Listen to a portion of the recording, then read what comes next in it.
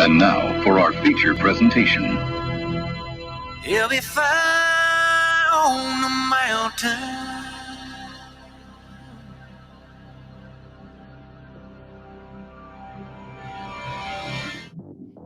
JB and Darren on the JB and Goldwater Show. Line drive right field, base hit. South Carolina wins the College World Series. Watson, touchdown! Hunter Renfrow. He got him, and it's all over. Coastal Carolina rules the roost. They win the championship. And South Carolina has won the national championship. The Senegal baseball team has done it again, but this time the Bulldogs beat one of the top teams in the country. They are giant killers. Get the ball to Bennett. He does.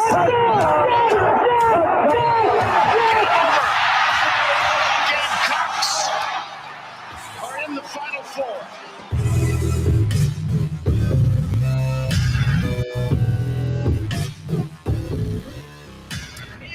All right, greetings and a good Friday afternoon, and welcome aboard the JB and Goldwater Show, live, loud, and online, and very proudly presented by Motley Rice. Causes, not just cases. MotleyRice.com. Driven by Stokes Volkswagen. You can find them at StokesVW.com, and you can find us on the JB and Goldwater app. It's free if you download it into your phone. You can always head to JBandGoldwaterShow.com as well. I always, you know how I am. We have a whole intro that I have to get through. Let me interrupt myself real quick, though. I understand. We understand a lot of you can't download the app if you have an Android. It's not on Darren. It's not on me. Has that become a thing? Yeah, I mean, I have people that are not constantly, but you know, I get plenty of inboxes about it, and we literally are doing everything we can with the company that hosts this sucker to get it figured out. I don't know. You have a better company. I'm totally up for ideas for switching at this point. That's where we are. Yeah, we're here before long. Welcome. Yeah, here before long, we're probably gonna tee up some changes on this thing, but we're doing what we can, and Darren can only do so much, and we just can only do where our hands are tied with kind of what's going on here. So, but you can follow us on social media. You can subscribe to our YouTube channel. You can have the podcast wherever. You don't need the app to access us. It's just a convenient thing, but you can access us. The app just is direct access to all the other things. Just download the other things. That's right. Yeah. Just kind of want to get that out of the way. We got it. We're on it. We're trying. But outside of that, you can find us, as Darren just mentioned. You can always head to our website, jbandgoldwatershow.com, because that has everything there. jbandgoldwatershow.com. Follow us on social media at JB and Goldwater individually, at Sports Media JB, and at Darren Goldwater. All right, the Share Healthcare chat lines are open and active, and you can be a part of our program by heading over there, and we'll pop your comments into our show. ShareHealthcare.com as well. If you are looking for affordable healthcare, more options, more affordable, and very user-friendly. How about as low as $149 a month? Share Healthcare, sharehealthcare.com. Coming up today at 1 o'clock, of course, the Big Gamecock Preview Show. JC Shurburtt, Michael Flint, both will join us. It is a big game for South Carolina this weekend at Missouri, trying to win two in a row, of course, in the SEC. As Walter already pointed out in the Share Healthcare chat lines, the first of three straight Tigers. So if you don't like Tigers, now is your time of the year. Hopefully Carolina can tame all of them. A lot of T's to go around, certainly. Raphael Esparza. He'll give us the betting lines to pay attention to this weekend. We'll talk to him about some of the big games in college football and, of course, in the NFL. So we can't wait for that. But Gamecock Preview Show, JC Shurburtt, Michael Flint will be there this afternoon again, and we're going to get you fired up and ready to go. We've got a lot of hoops to get to, a lot of football to get to, and as it always happens on Fridays here, Darren, we start with the 2-minute drill. Another form of football, the European of sorts. There is soccer tonight. If you are a soccer fan or if you're just a fan of rivalries, how about this one? The U.S. and Mexico at TQL Stadium in Cincinnati, 9 o'clock. Didn't think you'd lead off with soccer, but go ahead. breaking ball. It's the CONCACAF qualifier. Go Team USA. We'll see if they can, make one of these big tournaments at some point in time. Congratulations to Pat Kelsey, who starts his college of Charleston career with a win last night, a big one over South Carolina State, 106-74. Cougs back on the floor tonight against Lipscomb. Back-to-back. They got one tomorrow as well. This is the Rising Coaches Classic, Loyola, Maryland, down at TD Arena. Plenty of other hoops. Of course, South Carolina takes over ESPN News tonight. The Lady Gamecocks play South Dakota at 7 o'clock. The men have Princeton at 9:30 up in Asheville. A lot of other basketball to pass along. We'll get there here in just a minute. Don't forget, high school football playoffs are tonight.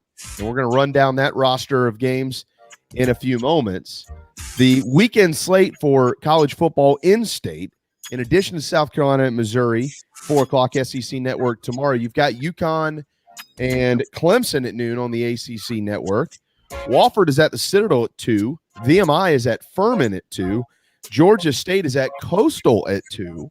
And Charleston Southern is at Gardner-Webb at 1:30. They wanted to upstage all those 2 o'clockers. College football tonight, a lot of eyes are going to be on Cincinnati. They're at South Florida. We'll get more into that here in just a couple of moments. Last night, Pittsburgh beat North Carolina. That was a pretty good game. And somehow the Miami Dolphins beat Baltimore in the NFL. And there was a big guy that rambled into the end zone. He scored, and he's there. Speaking of the end zone, Cam Newton, of course, also back in Charlotte with the Panthers. He's hoping to get into the end zone himself. We'll talk more about that with Raphael Esparza coming up here in just a little bit. So real quick, Darren, the rest of the hoop schedule I mentioned, South Carolina tonight against Princeton in the Asheville Championship. The winner of that game will play at 7:30 Sunday night against either Western Kentucky or Minnesota. The loser will play the loser of those two at 5 o'clock on Sunday as well. Network designation is not official yet, but it'll be ESPN2 or ESPNU.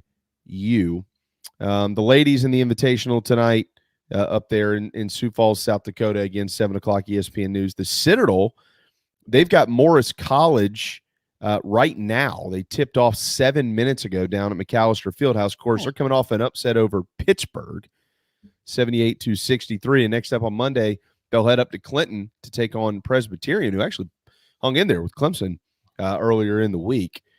Charleston Southern tonight, they're at Ole Miss in Oxford, so a big challenge for the Buccaneers on the road. Coastal Carolina didn't play again until next Thursday, but they already won this week against Ferrum College. They clipped the 100-yard or 100-point mark as well. And Clemson's got Wofford tonight at 7 o'clock up there at Littlejohn. Tigers looking to start the season 2-0. So there you go. That's your in-state college basketball lineup, Mr. Goldwater. Looking forward to catching some of the College of Charleston games this year. We knew that it would be a different team. It's a completely transformed roster. It's a completely different mindset of a head coach. And to come out and put up 100 points, I get it. They played SC State. They hadn't put up 100 in a season opener in about, 40 years, 50 years almost, since 70s, since 1972. I don't recall them ever. They may have, again, under Earl Grant. I don't recall them ever approaching that. That was much more of a defense, grind it out, Clemson, Brad Brownell style of team. This could be a fun team to watch. So let's see how they bounce. They're only like 5.5 point favorites tonight because it's back-to-back games. Yep. Let's see if this thing translates into a back-to-back. It's Lipscomb, great, but I'm curious. I like this for the College of Charleston, starting the year with 3 straight games, Thursday, Friday, Saturday, and then you get a few days off to kind of regroup and figure yourselves out a little bit. I would say they're probably expected to go 3-0 with Lipscomb and Loyola. So good for Pat Kelsey. That was a neat environment last night. All the students were there. Good for the College of Charleston. This is a proud basketball program, and they deserve a winner down there. And I'm with you, Darren. I'm looking forward to getting down there and watching a couple of ball games this season. And maybe we'll try to coordinate that one night and do it together. We could do that together, Darren, like a date night, a JB and Goldwater date night with Cougar Hoops. Yeah. And our wives. We could do, because you know what we're not going to do? You're not going to watch them on Flow Sports because nobody has Flow Sports. Yeah. How much does it cost to? It's like 3 times the amount of ESPN Plus. It's in that range. Wow. And by the way, the CAA, who isn't going to let JMU play for any of its championships because they announced that they are leaving the conference, they re-upped that deal, which was stunning. It happened, I don't know, a couple months ago. I don't know. We're not going to really talk about this until I can get a source to maybe say a little bit more on it off the record, maybe. But there's some gossip out there about the Cougars maybe returning to the Southern Conference.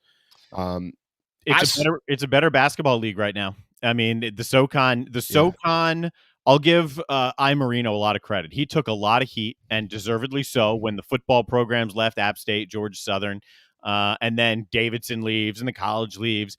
And his mindset was, we're not going to be the number 1 football FCS conference, so let's make it a basketball league. And it took some time, but my God, it got there, because last year they were a top 10 RPI conference. This year they're already off to a good start. It's a good basketball league. It wouldn't be the worst move for the college. No, I love them in the SoCon. I think it'd be wonderful. Got a few questions already in the Share Healthcare chat lines. Marion, Adam, you guys hang on. We're going to get to those in just a minute. But first, let me run down tonight's roster of high school football games. Now, if you have an iPhone and you have our app, this is a good time to have it, because the score stream is there. So you can follow along with all the high school football games throughout Friday night. Since we were off the air yesterday, and I sincerely apologize about that. We didn't get David Shelton, but here's what's going on across the state tonight. At the 5A level in the upstate, Hillcrest hosts Ridgeview, Spartanburg hosts Spring Valley, Gaffney hosts TL Hanna, and Northwestern hosts Burns. Well, there could be a couple good games up there. And then in the lower state, the state championship favorite, it should be because they've won it every year forever, Dutch Fork hosts Cane Bay tonight. Good luck to the Cobras. They got to hit the road. It's going to be a toughie. We know that. Sumter will host Denny McDaniel and Stratford Knights. Goose Creek has Lexington coming to town. And Fort Dorchester has Chapin coming to town, where I stayed last weekend with a buddy. What a beautiful area. Chapin has come a long way. It's gorgeous. It's going to be crowded there soon. At the 4A level, AC Flora and Greenville. This one's probably going to be the game of the night at the 4A. At that 4A level, that's AC Flora and Perry Orth hosting Greenville, coming to Columbia. West Side hosts Irmo. South Point hosts Lawrence. And Greenwood hosts Catawba Ridge. Catawba Ridge, of course, has his name's escaped me, but he's the big-time quarterback who everybody's after in the 2024 class. That's only 3 years away. In the lower state at 4A, Myrtle Beach will host Aiken. And North Augusta will host Beaufort. South Aiken's going to host West Florence. And North Myrtle will host Hartsville. That is in the 4A bracket. Hold on, Darren, while I shuffle through my papers here, because I only have 10,000 of them to try to get to in the high school league. Where's the dadgum 3A? There it is. Excuse me. It's great radio, television. All right, at the 3A level, Chapman will host Chester. Powdersville. How about Powdersville? They're going to host Wren tonight. Daniel's got Woodruff coming to town. Lower Richland. They've got Clinton coming in. Brooklyn Casey. They'll bring Hanahan. Go Hawks in the lower state. Camden and Aner will play up there in beautiful Camden, South Carolina, the home of Patrick Davis, who's got something special coming for Gamecock fans here pretty soon. Dillon and Crestwood, and Dillon and Oceanside Collegiate down here at Johnson Haygood Stadium. They're going to welcome the Gilbert Indians to town. Gilbert is a proud football program. That's going to be a lot of fun. So I'm pulling for you, Joe Call and OCA. Go get them tonight downtown at the home of the Citadel Bulldogs. At the 2A level, once again, shuffling through papers for great radio here on a Friday afternoon. Abbeville and Saluda, boy, they don't like each other. There's a neat small towns that get to play tonight in Abbeville. That place, whole town's going to shut down, I guarantee you. It's a 7:30 kick. So good luck, boys and girls, in that one. Gray Collegiate has Crescent coming to town, St. Joe's and Christ Church at St. Joe's, Chesterfield and Newberry. That's in the upstate. In the lower state, Silver Bluff will host Central. Sherrall's got Timberland coming up. Woodland brings Barnwell down. And Philip Simmons, Bendig, you're the man, brother. Go get him tonight against Wade Hampton. You could have Philip Simmons and Woodland in a rematch next week, or Philip Simmons hosting. How about this? Barnwell. If both of them win tonight, by designation, Philip Simmons would host Barnwell next week if they both win tonight, Darren. Wow. That could be a lot of fun, dude. That place would be rocking. It's not a huge place out there, but that place would be rocking over there. Be rocking, man. That'd be awesome. I might have to go to that one. All right, Southside Christian at the 1A level has C.A. Johnson, Calhoun County, and McBee. That is McBee for boys and girls. It's not McBee. It is McBee. Don't go up there and screw that up if you've never been. I don't think I've ever said that or seen that name of a high school, or that's about the first time I've even come across that. McBee is one of the peach homes in the state of South Carolina. A lot of peaches grown in McBee. Yeah. So, but again, if you ever see it, don't go up and don't stop at a gas station and say, I like this town of McBee. They will literally shoot you.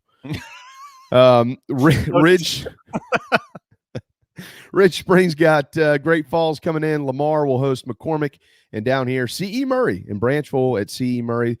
Lakeview, Whale Branch at Lakeview. Bamberg Earhart will host Carver's Bay. That's a little bit of a trek there. And Baptist Hill has Green Sea Floyd's. That's another trek coming to town. And then at the Skeeza level and the independent school, Clarendon Hall in the 8-man, and Andrew Jackson and Holly Hill Academy host Patrick Henry. Again, that is 8-man football tonight. The state championship will be played next week. And then the Skeeza boys and girls, I know that I'm long-winded, but you got to stick with me because they all need their credit. St. John's Christian at Lee Academy tonight, and Thomas Sumter is at Thomas Hayward Academy at the 1A level. The 2A level of Skeeza, Williamsburg Academy hosts Buford Academy. Hilton Head Christian hosts PD Academy. In the 3A level, Augusta Christian travels to Trinity Collegiate, and Hammond and Porter Gould up there in the Midlands. Whew. That is our high school football slate. So if any of you are going to games tonight, good on you, and good luck to all the high schoolers out there playing and battling to get into a state championship. Darren, before we move forward, we need to make sure that we acknowledge our friends at iHelp Consulting. If you haven't heard about Daniel Owens and his staff and their team at iHelp Consulting, we talk to Daniel all the time. Here is a way that iHelp can help you. Got our buddy Daniel Owens, owner of iHelp Consulting, iHelpConsulting.com, joining us here during the JB and Goldwater show. He's got an incredible story to tell about a business he recently really helped. Daniel, tell us about it. That's right. A healthcare facility saved about $50,000 in payment processing fees. $50,000. We take pride in helping people grow their business and improve their lifestyle. Living out their dreams. That's right. So ask yourself, how can I help you? Awesome.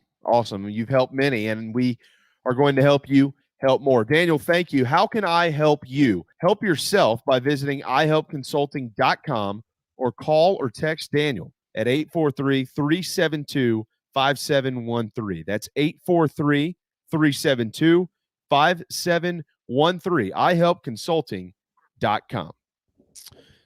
iHelpConsulting.com. 12:18 on a Friday afternoon. Again, JC Shurburtt, Michael Flint joining us in hour two for the Big Gamecock Preview Show, presented by Motley Rice, served by Patrick Davis's Whiskey Jam. Raphael Esparza ahead in about 12 or 13 minutes. What was the more awkward sports story yesterday? Jim Mora going to Connecticut, or Cam Newton coming back to Charlotte? Well, if you're going to say awkward, I'll say it was Cam Newton. Surprising, I think, to me, was Jim Mora. But the Cam Newton marriage with the Panthers, it didn't end well. No. And it's not as though he's playing his best football or has been playing his best football the last times we saw on the field with the Patriots. And then when he essentially was cut from the Patriots because he was beat out by Jones. I don't know what the Panthers are getting in Newton. I don't know if this is nostalgia. I know they're throwing a boatload of money at him, and that was as surprising as Jim Mora surfacing at UConn. But it's awkward, I think, is a good word for the Newton thing, unless it works out great, and then it's not awkward at all. It's ingenious. So let me ask you this. They are, as far as I understand, the Panthers, who, by the way, I think if they had a quarterback, they, instead of 4-5, they're probably at minimum 6-3. Yeah, and I thought Darnold would be good. He started the year looking decent, and then got hurt. Yeah, he's not that good apparently. No. So, but let me ask you this question: they are still paying Teddy Bridgewater, who apparently was the heir apparent to Cam Newton, right? Who they signed to succeed Cam Newton, so they're still paying him, okay, per his contract. But then they signed Sam Darnold to replace Teddy Bridgewater, who they're also paying. And now they've re-signed the guy the first guy that they signed to replace him. Now they're paying the guy who they paid two guys to replace. You see, they're paying they're playing the guy who got replaced, the replacement for the guy who they replaced, and then the replacement for the replacement of the guy they replaced again. Hello. Yeah, and let's see if they can finally get a guy who can be, moderately competent at quarterback in the process, and circling all the way back to Cam if they can do it. I don't see it. I don't either. The last times we've seen Cam Newton, I mean, the arm strength isn't there. There's no way you're going to convince me that he is even a mid-level NFL quarterback right now. So I think it's better odds that this thing falls on its face and it's a bad divorce again than it succeeds. Yeah, I mean, so yeah, I don't see it, Darren. I really don't. What I'm interested though to see is how Joe Brady and Cam Newton work together, or will they? Yeah, I'm sure they will. I mean, it's probably I'm sure there's some understanding, right? Like, hey, this is Joe Brady's offense. You're going to do what he tells you to do. But we'll see how that works out, because if they keep losing in Charlotte, this experiment here is, like you said, it's going to fall flat on its face really quickly and maybe bring the rest of the ship down with it, or it's going to be some great spark and they're going to get on a roll. But or it turns Joe Brady into a head coach somewhere at either the NFL or the collegiate level. That's a good point. The other, he said he spoke today, I think. Could have been last night. I think it was earlier today. Yeah. And I guess there's a possibility Newton plays, that there's a limited package for him on Sunday. This weekend. Yeah, they're at Arizona. Yeah. They got a tough one out there. So yeah, I don't know. That and the Mora and Mora's on staff immediately, which I what did you kind of have to lose? Why not? Put the guy on staff and let him try to help figure things out. That's interesting. I mean, I guess he'll be at Clemson tomorrow, I guess, on the sidelines. I'm not sure what they're not any good. They're going to get the crap beat out of them. But, yeah, I mean, this is – I'll be interested to see what happens here. This I was trying to think this morning, Darren, of like what this feels like. I mean, he doesn't really – he's made a bunch of money. He doesn't have anything to lose. This isn't going to tarnish his legacy or anything like that. This is more of like a project, I feel like, yeah, I'll go to UConn. Let's see if it works out. I don't think he's doing this to try to like jump and take another job. If that happens, then it happens. But I don't think that was like the goal. I think it was like, I'd like to coach football and they're really bad and there's really only one place to go but up. So I could probably figure out a way to do this. And if not, so be it. I'll take my money and go home. And it's not like he made some grandiose promise. The comment from him that jumped out to me was, I think, or whatever he prefaced it with, I can get it to a program the fans can be proud of. It wasn't like we're going to go compete for championships. It wasn't like we're going to set the world on fire. I'm going to get this program where the fans can be proud of it. That's the baseline, is what he's going in at. So I agree with you. I think it's a personal thing for him. Hey, can I do this? Let's go see. Why not? It's odd, though, that he's hired and he's going to be an assistant under the interim. That maybe it works. I get it. You're doing it for recruiting, but that doesn't typically happen. Yeah, no. I mean, this has already been a strange off season. I mean, you got coaches being fired and hired. Clay Helton got fired and hired in the middle of the season. Yeah. What? I don't know if I've ever seen that before. I mean, the situation down at Texas Tech, Joey McGuire or whatever his name is, who got hired down there. I mean, you don't see those things. You see coaches get fired, and that's to give everybody that, but hey, look, to the credit of these schools, that's what it really means. Well, we're going to go ahead and fire a guy so we can hire a guy that we want as quickly as we can. We're going to get a head start. Well, you got a head start, and you got the guys you wanted, apparently. So there you go. But here at UConn, I mean, UConn's been really bad for a while, and that's probably not going to change in the foreseeable future. But we'll see if here's the other thing, though. And then I want to get to these questions that were already thrown up at us. You have the transfer portal now, Darren, and there are so many players that we saw last year who transferred from Power 5 programs and never ended up on rosters. And now, I mean, like, how could you not end up at UConn? Even if you were the 4th-string guy at Duke, you could probably still go play at UConn. But a lot of people didn't want to. There's no hope in doing that. Now they actually maybe have some hope in Jim Morris. So he can go say, hey, look, I get a few transfers here, guys. We got to win some football games. I mean, there is something to sell, and it's easier to sell it now because you can go dip right into the transfer portal. The kids can pop right in and play. Yeah, if you could sell it to them that they can come play at UConn, and they can, right? Because if you're talented enough, there's probably a spot for you on the team. Do you want to? Can you sell these guys who can improve your team on the fact that they want to go play at UConn? Exactly. That'll be a challenge, but hey, that's your challenge. You accept it. And this is going to sound strange when I say this, so you got to kind of weed through how and interpret it the way that I mean it to be. I would be looking in the transfer portal for all the guys that all the other people don't want. I'd be looking for the guys that are like, man, I got something to prove, coach. Let me come play football. Because you're older guys. Yeah, dude, you're not going to the transfer portal and recruiting against all these Power 5 teams. Like, anybody that has interest from the Power 5 programs, he's not. If he does, he might get one here and there, but he's not overwhelmingly getting those guys. He needs to go find the guys that have entered the portal. They believe in themselves. Maybe this St. Francis situation and EJ Jenkins and Jason Brown, where all these other teams are going, I'm not really that interested in them. They're coming from D2, D3, whatever. And he's going, well, we'll take you. We'll take you right now because you feel like you can play football. I need guys up here who feel like they can play football. We'll see. We'll see what he does, and we'll see who he hires alongside that. All right, into the Share Healthcare chat lines, Darren. We had a couple of good questions today. Glad to see y'all on a Friday afternoon. Some baseball here from Adam. I keep hearing Bellinger's name come up as a possibility for center field for the Braves. Is he available? I don't know the full details on that. I'll have to look it up because he was either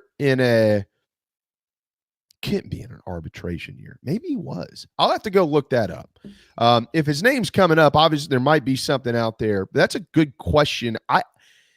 In January, Bellinger agreed to a 1-year contract with the Dodgers. So that year is over. So he is available.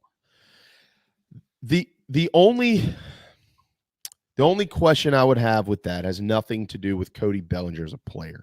It has everything to do with the Braves and where their priorities are in re-signing the guys that they have. Most notably, of course, Freddie Freeman. And then, Acuna's back. And then what do you want to do around him? What's Pache look like? Are you going to attempt to re-sign some of the guys that you signed mid-season and throw more money in other areas like into a pitching staff and things like that? Do the Braves really need to go sign an outfielder like Bellinger to God knows how much money? Because he's going to look for a long-term deal here, Darren. So I just don't know if they need it. If they need that, because they also proved at the All-Star break this year that, hey, as long as we've got pitching and defense in the core of our lineup, we can go acquire guys and get it done. They kind of wrote their own script. So I don't know. I'm double checking whether or not he actually is a free agent or not. It might not be until after next year, but either way, I'm looking into that. Yeah, we'll look into that and try to get another one back. Walter, we're going to beat the Tigers, then we're going to beat the Tigers, and after that, we're going to finish out by beating the Tigers 8-4. There you go, Walter. That's a good outlook on the finish for South Carolina football this year. It is 3 Tigers to go, 1 coming up tomorrow in Columbia. And then obviously, Marion, we've already gotten to your question. good or bad for the Panthers with Cam Newton. Clint chimes in and says Perry Orth versus Prometheus Franklin, who is a quarterback at Greenville, who is on the Gamecocks radar amongst many others out there. He's a heck of an athlete. I know that. So when we talk to Perry on Monday, we'll put that in our notes, Clint, to ask him about how this young man looked as a quarterback, which, again, they played tonight against AC Flora. Here's your Bellinger answer. Eligible for free agency after the 2023 season. So there's some arbitration, I believe, that he's still got, but free agent after the 2023. Okay, so that's what I thought. They had kind of hit the – okay. Yeah, I don't see that then, no. What that would probably do for Cody, here's what I would predict. He probably signs another 1-year deal with the Dodgers, probably for a fairly significant sum of cash, and then the Dodgers move him. I don't know if it'll be next year or the year after to avoid another round of this. They probably end up moving him, and then he signs a long-term deal elsewhere, but probably not in Atlanta. It's just, what do I know? Maybe ask Scott Boras. Apparently the Braves didn't deserve to win the World Series, according to Scott Boras. You know what? By the way, if anybody saw those comments, I'm not picking on Scott Boras. He's not wrong in some of what he said. You might not like it as a Braves fan, but I mean, Scott Boras knows the market inside and out. So actually, if you shift through his comments, and he says, coming up in 2022, there's literally only 17 teams that are trying to win the World Series. He knows damn well who actually is going to have a chance and who isn't based on negotiations. I mean, he's the best guy ever at this. Like, there is some stock in what he's saying. Now, that should not in any way, shape, or form discredit what Atlanta did, because you got to remember what they had to grow through and get through to get there. But to his point, yeah, the reality of it is there is not 30 teams that all have a shot to win it every year. There's maybe half of that, and I think he pointed that out. I personally, and you know me, I personally think that was a fair comment by Scott Boras, although it was probably a little harsh in some other areas. The overall encompassing thought of it, yeah, it's very fair. But you also keep in mind, as much as Boras knows this as well, better than anybody, he also pretty much runs the whole free agent market and how the offseason can shift and sway because of the power he holds. When he holds court like that, you can equate it to a coach. And what he's saying is as much for the guys behind him, like the GMs and his clients and the owners, as it is for you, the fan, consuming the message. He's getting his message out, however he's trying to do it. He slid that in with Juan Soto also, with saying Soto wants to make sure that he's playing for a winner first and foremost. So basically challenging the Nationals to go out and put something around Soto before they sign him to a $3 billion deal. I mean, that's who he is. That's what he does. And he works with some of the most powerful and the best players in the game. And he moves the market himself. He knows exactly what he's doing. Yeah. He gets his guys paid, and by the way, he gets paid. Yeah. Kind of how that works. All right, 12:32 Friday afternoon. Time for a timeout. When we return, Raphael Esparza. We got, of course, South Carolina to get to. Maybe a division deciding game tomorrow in the ACC. Maybe we'll get there. How about Purdue? Has anybody ever beat 2, 3, and 4 in the same season? Purdue has a chance to do it tomorrow if they can take down the Ohio State Buckeyes. And Tulane A&M, what type of chances do they have to get to a college football playoff? That train keeps chugging tomorrow on the road against a nationally ranked Ole Miss team. All that and more to discuss with Raphael Esparza right here on the JB and Goldwater Show, driven by Stokes Volkswagen. This is Mike Mazzell for Stokes Volkswagen on Ashley Phosphate Road. You know what happens when you sell record numbers of new vehicles? That's right, we take in record numbers of local trades. Despite what the news is saying, quality pre-owned vehicles really aren't that hard to find. You just need to know where to look. Stokes Volkswagen on Ashley Phosphate and on the web at stokesvw.com. We've got over 1,200 pre-owned cars, trucks, SUVs, and all at a fraction of the price when new. Every vehicle has been inspected and reconditioned, many with the balance of factory warranty. Best of all, at Stokes Volkswagen, you don't need perfect credit to get approved for a quality pre-owned vehicle, and we'll take any trade in any condition. even if you owe thousands more than it's worth. Don't forget, we'll buy your car even if you don't buy a car from us. You're going to love our pre-owned selection, I guarantee it. So come see us today at Stokes Volkswagen on Ashley Phosphate or StokesVW.com. Peace and love at Stokes VW. Subject to lender approval. People don't like to get stuck in traffic, stuck in the mud, stuck at work, and two others you probably don't think much about, stuck with a big medical bill or stuck with a healthcare program that doesn't fit who you are. Experience true medical freedom with Share Healthcare. More affordable, more options, user-friendly, and biblically sound. You can join right now. Explore a new way to show you care with Share Healthcare. Join us today at sharehealthcare.com. sharehealthcare.com. Wando Power Equipment, the trusted home of Hustler zero-turn residential and commercial mowers. There is nobody more trusted in South Carolina than our friends from Wando Power Equipment. They've been providing elite commercial and residential service for over 30 years. Landscape Services have turned to their selection of Hustler zero-turn mowers like the Raptor. Bigger, stronger, faster, and the most durable Raptor Hustler has ever designed. Located on Daniel Island and online at wandopower.com. Wando Power Equipment, owned by the Price family, the home of Hustler zero-turn mowers, rentals, service, and specializing in family and friendship. You hear me talk about Dog and Duck all the time, and there's no other place I'm going to watch my college and NFL than the Dog and Duck. They have 3 locations, Bell Hall, Park West, and Clements Ferry Road. They have specials all football season long, like $12 pitchers of their own D2 brew, $5 pints of Sierra Nevada, weekly pick'em sheets with prizes, and the best wings in town, bar none. For all your football, college, and NFL, the Dog and Duck, Clements Ferry Road, Bell Hall, Park West. Motley Rice LLC is a law firm with international reach, but it hasn't lost its Carolina roots. The Motley Rice team fights every day for people harmed by products including asbestos and talc exposure, medical drugs and devices, and also catastrophic injuries and auto recalls, including dangerous Takata airbags. Motley Rice is headquartered in Mount Pleasant at 28 Bridgeside Boulevard. Visit motleyrice.com. Thank you, Motley Rice, for supporting the JB and Goldwater Show and the Big Gamecock Preview Show. The JB and Goldwater Show, live, loud, and online. I'm gonna keep on the run. I'm gonna have me some fun. If it costs me my very last dime. If I wind up broke, well, I'll always remember that I had a swinging time. I'm gonna give it everything I've got. Lady luck, just let the dice stand. It's so nice to see you again, Mr. Esparza. Welcome back. The JB and Goldwater Show, very proudly presented by Motley Rice. I have a couple of things being dropped off right now by Amazon. Just hold on for a second. New surprise Christmas decorations that my wife doesn't know I ordered. Very proudly presented by Motley Rice. Is she home to answer that, or are you still going to surprise her? She doesn't. She knows better than open my boxes. Okay. Whoa, excuse him. Wow. Yeah, right.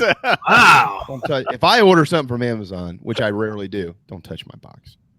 Wow. Don't touch my box. Yeah, you see who's in charge around here. You know who wears the pants in that household.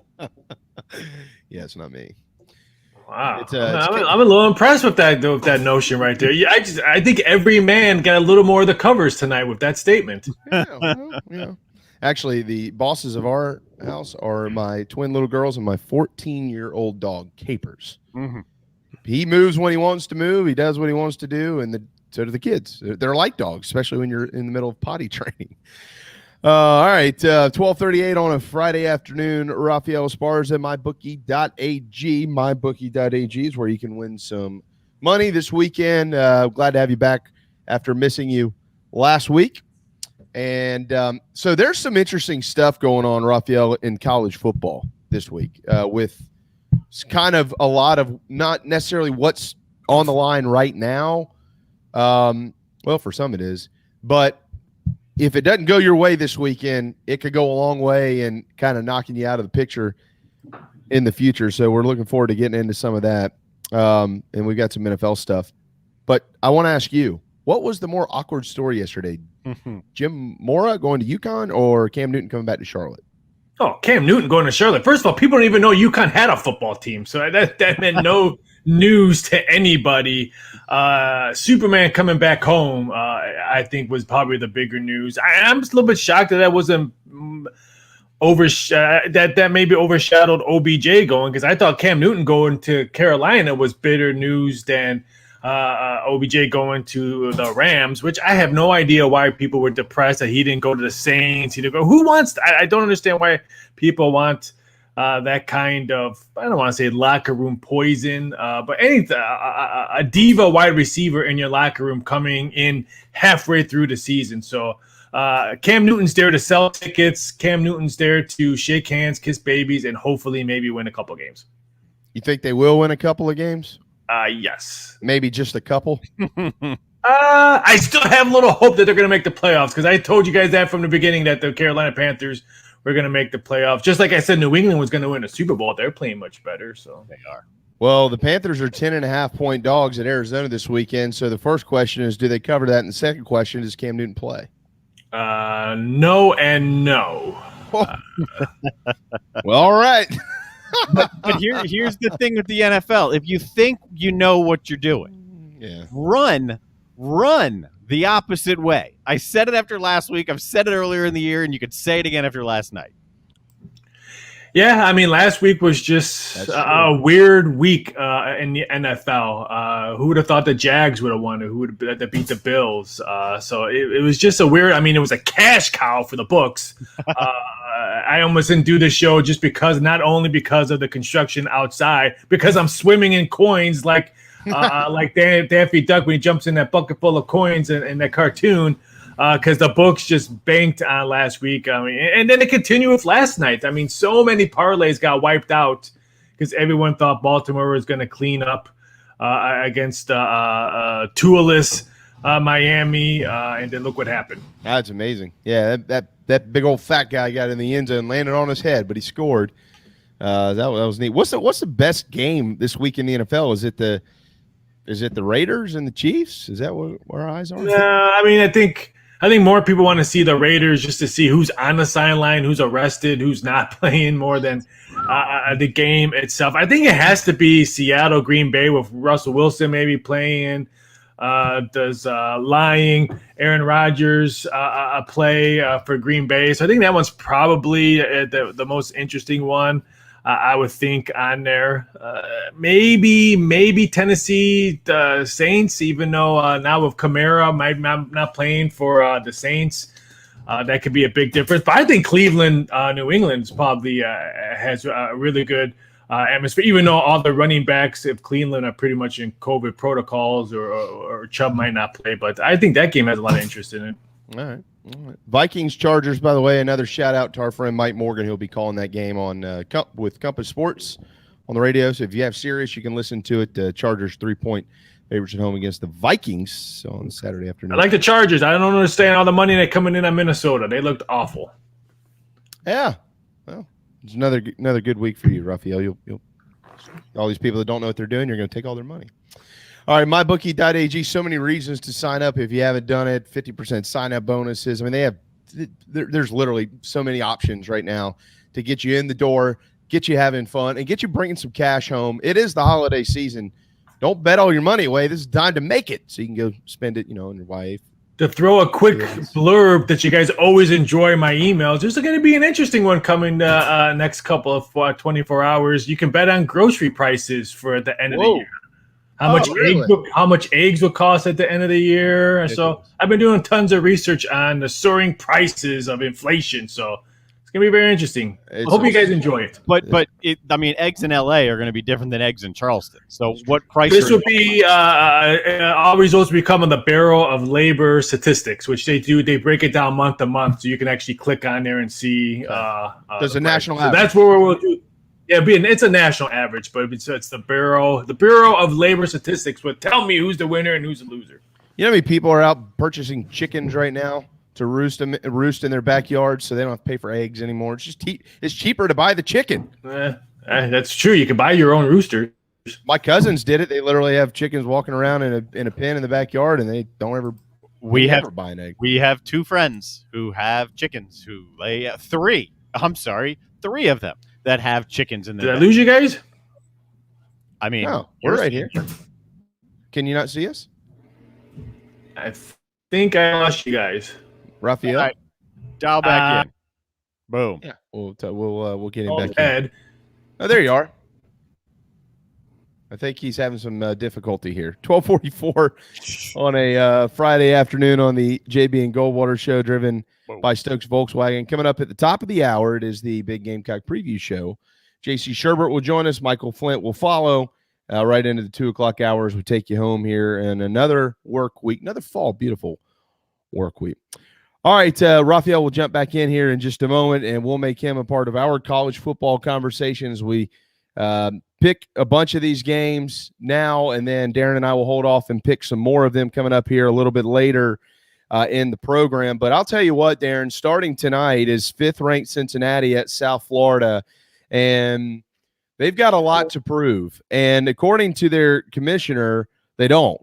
But Mike Carrasco's doing his job. I don't think that he's totally correct in a lot of what he's saying, but he's fighting for the teams in his league. You can probably hear us now, can't you, Raphael? Can you hear us? Nope. Yeah, all right. Nothing. I'll shoot him an email. And we'll see him next week. If we can, yeah. So Mike Carrasco, Darren is right now. He's trying to make two statements. One statement is this: I got to fight for the guys who have a fighting chance to get into a college football playoff. Let's all remember that in addition to the notoriety of that and having a chance to win a national championship, it's a rather large payout that comes with being in the college football playoff.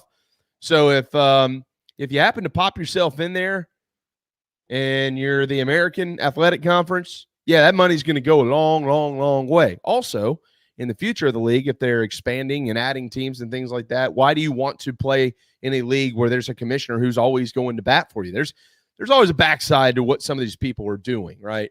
The flip side of it is, well, you can't step out and say things like, people don't understand how good this league is, and it's a double standard, and yada yada.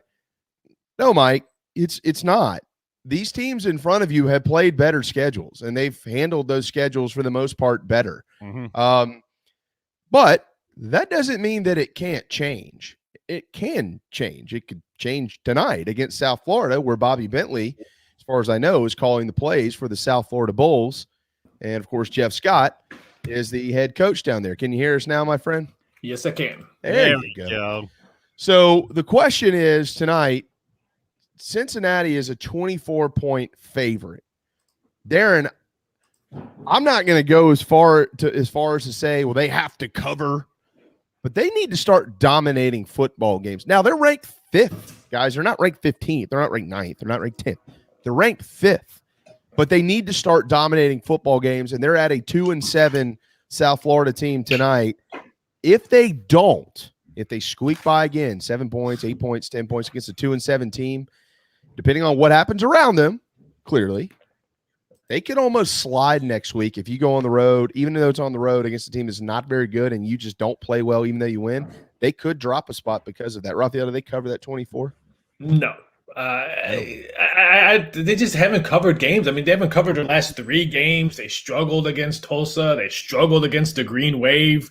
And I disagree with you about not covering games. You don't think the committee knows what point spreads are? You don't think the committee sees that? And I totally disagree on that. I think they know the point spreads. I think that's maybe I don't say that as a big factor of them, but I see that's a lot of reason why some of these teams have faltered out. Look at Oklahoma. I mean, yeah, they've won games, sure, but they've just been ugly winning them.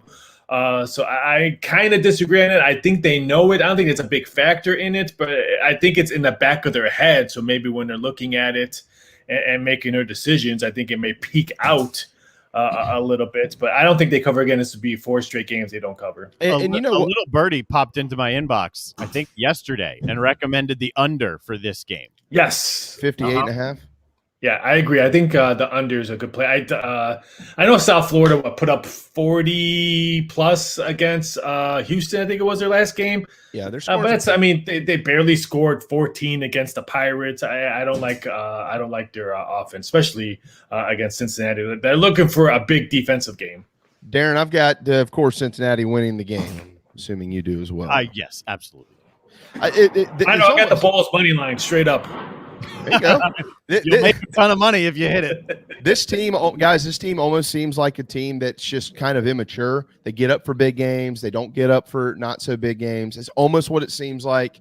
Let's see if they can dispel some of that tonight. All right, tomorrow at noon on ABC. I know Darren's going to be up for this one, probably not sleeping for this one. Sixth-ranked Michigan comes to town. Beaver Stadium, Happy Valley, noon, ABC. Huge opportunity for Penn State to pull an upset, and this line is pretty close. It's part of our Post-Up Careers Week 11 college football resume. 1.5. The Wolverines are favored. The over-under is 48.5. Oh, Darren, you know I love you. I do. I like khakis. I think Franklin read the press clippings, thinking he can open up his checkbook and either get a raise and stay or jump ship. And I'm just not sold on this offense. And I know they put up big numbers against Maryland, but that was against Maryland. I know it was on the road, but again, it was against Maryland. I think Michigan might have learned something with the loss against Michigan State, which they were winning all 3 quarters, and so they blew that in the fourth quarter. I like they bounced back against Indiana, held in the Hoosiers to only 7 points, which everyone was on the over on that game. I think Michigan gives Penn State another L. I like Michigan on the road. I like Michigan too, and I like it for one reason. And I didn't realize it was this bad. Because you don't love Darren? Is that why? No, I love Darren. Penn State can't run the football. They average 3 yards a carry. They haven't even rushed for 1,000 yards as a team this year. You can't win big games in this league unless you run the football. So that's why I like Michigan. If they're not worst in the Big Ten, they are second or third to worst in the Big Ten. Haven't been able to run it all year, have a whole host of running backs in that room, and no one's been able to grab control of it. There are a lot of people who are on Penn State. I'm not one of them. I think Michigan's the more balanced team. It's going to be a miserable day. It's going to be cold and rain and wind. If you can't run the ball, then I don't like your chances of succeeding. It's going to be a very similar day to that Illinois day. Yes. Cloudy, gray, noon, hard for the students to get into it. I've been there. I've literally been there. I like Michigan in the game. All right. I still love you, Darren. Yeah, I love me too, but I hope we're all wrong. I love you too, Darren. I love that dog. Real quick here, Georgia State's at Coastal Carolina. There's some talk that Grayson McCall actually could play again. Coastal Carolina's trying to get to they're going bowling, but another big-time bowl game. Do they cover the 10.5 against Sean Elliott and Georgia State, Raphael?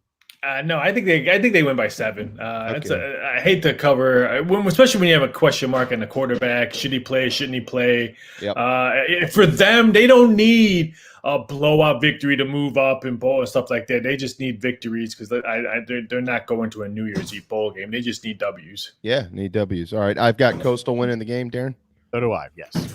All right, we mentioned Cincinnati and the American. This is a big game in the American here. Central Florida is at SMU. Cincy needs SMU to keep winning games, and they are the Mustangs 7-point favorites over under 61 noon on ESPNU tomorrow in Dallas. I want to say take SMU. I mean, I think Gabriel's not playing still because of his shoulder or collarbone and all that. If he was playing, then I would maybe look at Central Florida. But it's a big number 7. I wouldn't be shocked if they win by 6. SMU wins, but I'm going to take the Golden Knights to backdoor cover. Backdoor cover. Oh, I'm sorry, the Knights, not the Golden Knights. They're the Knights. Apologize, UCF fans. I always get that. Darren, I've got SMU winning the game. I have SMU winning that game as well. It's a good noon slate tomorrow. Mississippi State is at Auburn. What I have found about Auburn is if you could run the football, you generally have a chance to beat Auburn. Mississippi State doesn't run the football particularly well. Do they go to the Plains and knock off the 17th ranked Tigers, or do they cover that 5.5 point spread in favor of Auburn? I like Auburn here. Favorite in this series has covered 4 out of 5, and Auburn has covered 4 out of 5 against Mississippi State. They do run the ball, and I think that's why Mississippi State's offense will stay on the sidelines. I like Auburn in this one. Yeah. Bounce back.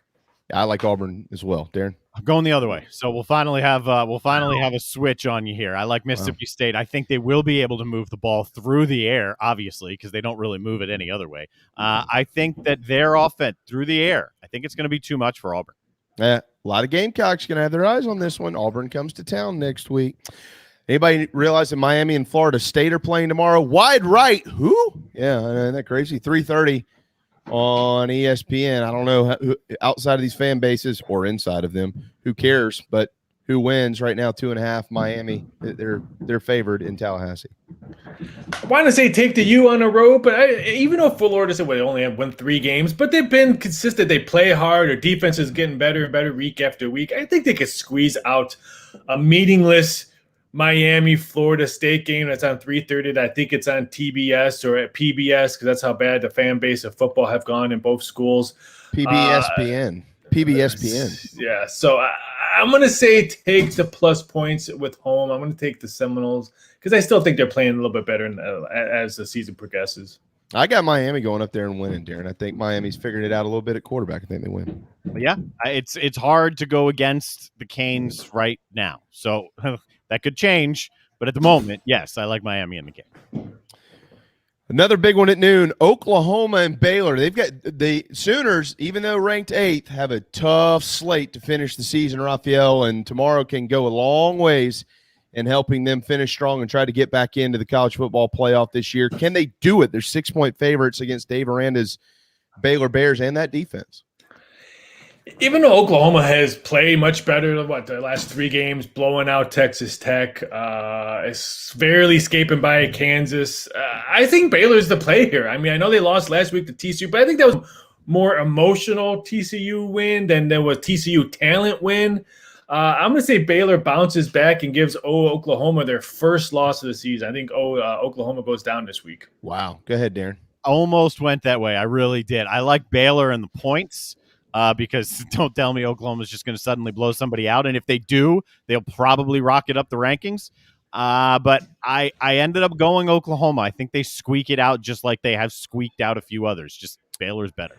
I think Baylor gets them. I really do. I all week long I was on the Sooners, and then the more I looked at it, I can't do it. I'm going with Baylor. I think it's tight, and I think they upset them in Oklahoma. They're out of Baylor's covered 4 of the last 5 against Oklahoma. Yeah, we'll see. Has anybody ever beaten 2, 3, 4 in the same season? Because Purdue's trying to do that tomorrow, but they're 21-point dogs at Ohio State, part of our Post-Up Careers College Football Week 11 resume. I hope so, because I think Purdue have the best nickname right now, the Spoiler Makers. So I'm going to be rooting for them. And you know me, I love me some chaos. That's why I think Baylor beats Oklahoma. I would love to see the Spoiler Makers knock off Ohio State. And what's the committee going to do on Tuesday? How much are they going to screw Cincinnati or another school? Give me Purdue to upset Ohio State. Give me some chaos tomorrow. I want chaos. No way. Ohio State knows exactly what everybody's been saying about these Spoiler Makers, and I think they beat them. Boo, predictable, boo. Yeah. Here's the thing with Ohio State. Number one, their offense is suddenly like in neutral. They've got 4 touchdown drives in almost their last 30. Number two, their defense has been questionable all year. Where are they susceptible? The back end. Sean Clifford showed you that. Lots of people have showed you that. I don't think Purdue beats them, but I think they scare the hell out of them. I've got Ohio State, though. Ooh, I think Ohio State. I think Purdue covers. They've covered 8 out of the last 11 in this series. I think it's a really, really, really big scare for Ohio State. But I love me some chaos. I love chaos. Might be right on it. It might be like 35-14 or something. I'm telling you, they're going to be close to that 21. I don't think it's – no. All right, Notre Dame and Virginia, Raphael. We're trying to speed this thing up here so we can get out on time today. But Notre Dame and Virginia is 7:30 tomorrow night. Wahoos are going to be hooting and hollering up there and wherever at Virginia. Charlottesville. It's part of our buy or sell segment. Jeff McCarragher, Jeff.McCarragher at Carolina1.com. Carolina One Real Estate here in the Low Country. Does Virginia cover that +6? Ask your real estate guy if you can find me a nice condo there. But give me Notre Dame. I think they win on the road and cover. I agree. Going the other way. If Armstrong plays, and we don't know yet because they've kept that pretty quiet. They had an off week. He was hurt in the last game. If he plays, I think Virginia beats Notre Dame. So I'm on Virginia to win. Pull the upset. Wow. Whoa. Hello. How about Arkansas and LSU? 7:30 on the SEC Network. Arkansas at night in Baton Rouge are 2.5-point favorites. Holy smokes. Yeah, I want to say Arkansas just because I think LSU's a big joke inside of me. When they lose, I laugh, pee a little, and laugh some more. But I think LSU wins this one. I can't believe it's 2.5. You said that in Baton Rouge on Saturday nights being 2.5. You would think they're playing Alabama or something like that. But Arkansas, really? I think it's Heartbreak City for Arkansas tomorrow night. Somehow, some way, LSU pulls it out there, and I think they win. I've got Arkansas winning. I'm not sure how I agree with you. I think it's surprising they're even favored, but I've got Arkansas beating LSU. Look, man, it's a big physical team. I think they'll win. LSU. Arkansas. This could decide the Atlantic in the ACC. 16th ranked NC State is at 12th ranked Wake Forest, coming off their first loss of the year, but the Deacs are favorites tomorrow night at home on the ACC network. Great game for the ACC network. 7:30 from Truist and Winston-Salem. Again, part of our post-up careers resume. What happens here? -2, Wake. But the over. Last time these two played each other, 87 points what was scored in this one, with NC State winning by a field goal. NC State, again, wins by a field goal. I say upset. Give me the Wolfpack. Game goes over. 66.5 is the over. By the way, Wake has scored 86 points in their last 2 meetings combined versus NC State, and the offense is better this year. I got Wake. I think they beat them at home. I got Wake as well. I got Wake winning and covering. All right, A&M, Ole Miss. A&M trying to maybe knock on the door of the playoff with 2 losses, and they could do it, Raphael. They're playing great football, but they got to go through Ole Miss tomorrow night first at 7 on ESPN, and we all know what waits in Oxford. 2.5 plus 2.5. A&M is favored. If Ole Miss wears the baby blue unis, then I'm taking Ole Miss. If they don't, then I'm going to take A&M. That's how I pick. We'll Darren and I will pick this game a little bit later, but you're going with A&M? Probably. I think they're playing better football. And Georgia and Tennessee at 3:30 on CBS tomorrow afternoon. Does Tennessee cover that plus 20.5 that they are dogs in the game against the Dogs? Can I say Georgia or Ohio State lose this weekend? This could possibly happen. I like Tennessee plus the points. Another scare for Georgia. That defense might be shaken up that they're missing that big stud that's probably not going to play for the rest of the season. And finally here, as also part of our buy or sell segment with Jeff McCarragher at Carolina One Real Estate, does Clemson cover for their 3rd straight game? They're 41-point favorites against the UConn Huskies. I'm going to say no. They're 2-7 against the spread this year, but UConn's 1-8 this year. I say UConn covers. The new head coach is going to inspire them in the locker room. Last but not least, South Carolina is at Missouri. It's an enormous game for Shane Beamer, trying to win 2 in a row. They throttled Florida last week, and this Mizzou game has been all over the place this week, from 3 to -1, and that's where it is now in favor of the Gamecocks. Now they have flipped it. They're favorites in Columbia, Missouri. The over-under is 55. Who wins? I don't know. Missouri's 1-8 against the spread this year. Their defense at times look horrible. If South Carolina plays like they did last week, they should easily have a double-digit win. But was that Super Bowl win last week? Was that their BCS bowl game win last week, going to Florida and trumpet them? I'm going to say hiccup effect, just because we've seen it all year long with people coming back after a big win, not covering or losing. I'm going to say Missouri wins. Last time you ever see Raphael Esparza on our show, folks, wave goodbye and wish him the best. MyBookie.ag is where you can make some cash. We're going to let you run on that note. Great stuff as always. Have a wonderful, wonderful weekend. Take it easy, guys. Have a great weekend. There you go. Raphael Esparza, VSI Doc Sports on Twitter. Time for a timeout. When we return, the Big Gamecock Preview Show with JC Shurburtt, Michael Flint, right here, part of JB and Goldwater. Right here in our backyard is Motley Rice LLC, a law firm that hasn't lost its Carolina roots. The Motley Rice team fights every day for South Carolinians who were injured while traveling by plane or bus, harmed by medical drugs and devices, or burdened by dangerous auto recalls, including Takata airbags. Motley Rice is headquartered in Mount Pleasant at 28 Bridgeside Boulevard. We are honored to have Motley Rice as a sponsor for the JB and Goldwater Show and the Big Gamecock Preview Show. At Patriots Point Naval and Maritime Museum, families walk in the footsteps of our nation's heroes, the brave ones who risked their lives to defend our way of life. Home to the aircraft carrier USS Yorktown, USS Laffey, and the USS Clamagore, there's more than 1 million square feet of exhibit space to roam. White Glove certified, we have several new health safety measures in place to enhance the visitor experience. Come for the day and leave feeling inspired. One of the most impressive museums in the country, located right here in Mount Pleasant. Visit patriotspoint.org for more. We'll see you soon. People don't like to get stuck in traffic, stuck in the mud, stuck at work, and two others you probably don't think much about, stuck with a big medical bill or stuck with a healthcare program that doesn't fit who you are. Experience true medical freedom with Share Healthcare. More affordable, more options, user-friendly, and biblically sound. You can join right now. Explore a new way to show you care with Share Healthcare. Join us today at sharehealthcare.com. sharehealthcare.com. This is Scott Glaze, head golf professional at the Links at Stono Ferry, located on the outskirts of Charleston, South Carolina. I'm inviting you to tee it up on one of the most scenic and challenging courses in the Lowcountry. Our back nine is highlighted with 3 holes that border the Intercoastal Waterway. Visit stonoferrygolf.com to book tee times and discover all that Stono Ferry has to offer. The Links at Stono Ferry is a former South Carolina Golf Course of the Year and is also home to the College of Charleston men's and women's golf teams. Come see us. We would love to have you. stonoferrygolf.com. Family vacations, a new car, a new boat, all cost money, but you don't necessarily have to make more to afford any of that if you can save cash that's flying out the window now. iHelp Consulting can help you finally get the kids to Disney World, upgrade the minivan, or drop that new boat in the water next summer. Let Daniel and iHelp Consulting consult with you. No fees, just savings. You pay them a percentage of those savings. Save on essential services, credit card fees, you name it. Let them find it. These folks are incredible. iHelpConsulting.com. How can I help you?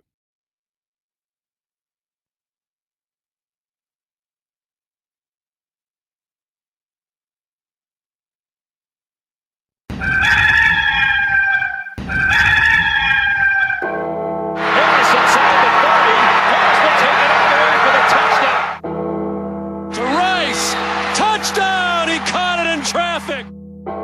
Big sack for the Gamecocks. JJ Inigbari Walks it up, looking for Kelly. Touchdown! Can you believe it? JB and Goldwater presents the Gamecock Preview Show, proudly brought to you by Motley Rice. Our history makes us bold. Our boldness makes history. And now it's time for some Gamecock football.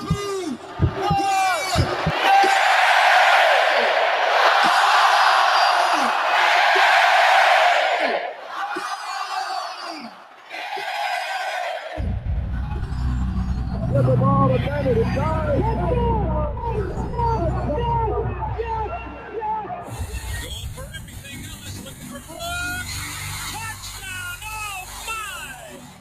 This is Rodgers again to the 25, 20, 15, 10.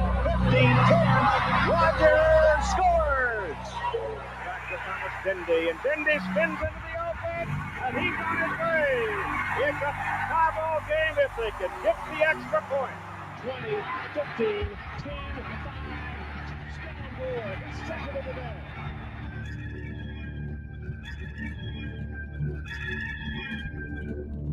There's never been more excitement about South Carolina football than there is right now. I've heard all the stories of the great George Rogers out back in 1980. He made the whole nation holler.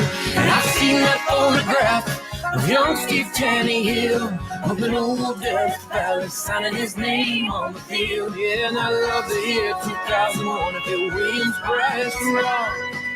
Oh, what else can I say? I'm just a big old car.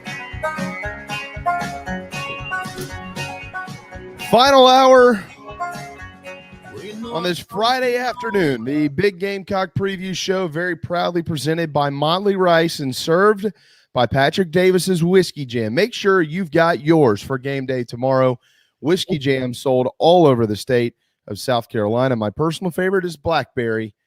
Try it out if you have not done so. It's perfect when it's a little chilly outside, like it will be tomorrow night in Columbia, Missouri, and for that matter, elsewhere across the country. South Carolina is 5-4, 2-4 in the SEC, but they're 1-0 in their last because they beat the Florida Gators by 23 points at Williams-Brice last weekend. Missouri is 4-5. They are 1-4. It's a 4:00 kick from Faro Field, who seats 62,621 fans up there in what they call Como. The game will be broadcast on the SEC network. Dave Neal, I feel like poor Dave Neal's been in Columbia, Missouri a lot this year. He'll call it. Deuce McAllister will analyze it, and Andrea Carter will roam the sidelines. She was just on with Alyssa Lang earlier this week and out of pocket on the SEC network. Gamecock IMG Sports Network scattered on the radio. Todd, Tommy, and Jamar. By the way, if you're traveling for some reason and you can't get your Gamecocks app to pull up, it will be available on SiriusXM channel 137. SiriusXM channel 137 if you are out and about.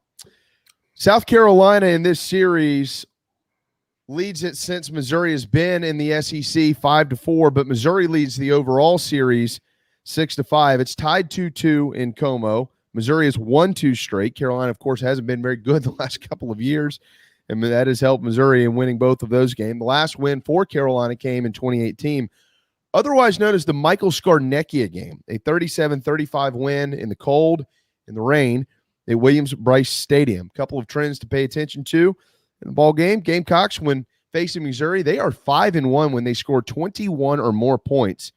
But if they score 20 or less, they're 0-5. Shane Beamer's in his first year at South Carolina. He is now 5-4, back up over the 500 mark with that victory last week. And Eli Drinkwitz is in his second season at Missouri. Overall, he is 9-10, but he's 2011 in his career as a head coach, obviously coming from App State. A South Carolina win over Missouri would bring the Mayor's Cup back to Columbia, South Carolina. Gamecocks know a little bit about this trophy because they've actually won it a couple of times.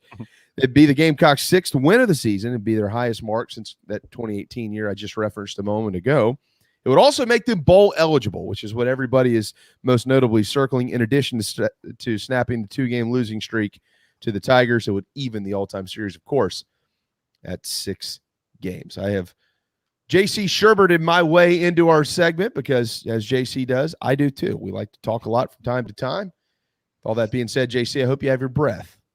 What's up?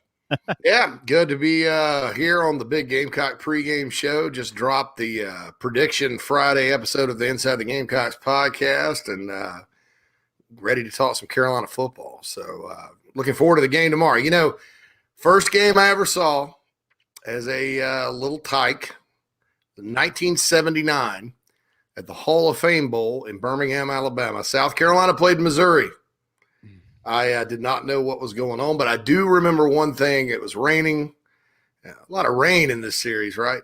And I looked out at my game. My mom had a hole in her poncho, and I looked out of it and saw the people on the field. And we were there in Birmingham, first Gamecock game I ever went to. I guess I was almost 3 years old at that point. Maybe I just turned 3. Depending on the date of that. So lots of memories, with this series. And I'm trying to think. I've never been to a South Carolina, Missouri game the whole time since they've been in the SEC at Williams-Brice. But I did go to those 2 bowl games. I went to there and then the Independence Bowl, which was probably one of the more underrated disappointments of my following the Gamecocks, that they lost that one because – it was Spurrier's first year. They had lost that game to Clemson. They should have won. They played Missouri. They go up and down the field. It looked like the 96 Gators up 28-7. And then Brad Smith and Tyrone Nix's defense, I think that was the first game we kind of figured out he didn't like to cover the middle of the field. And so and then Blake threw an interception late. And that was just so disappointing.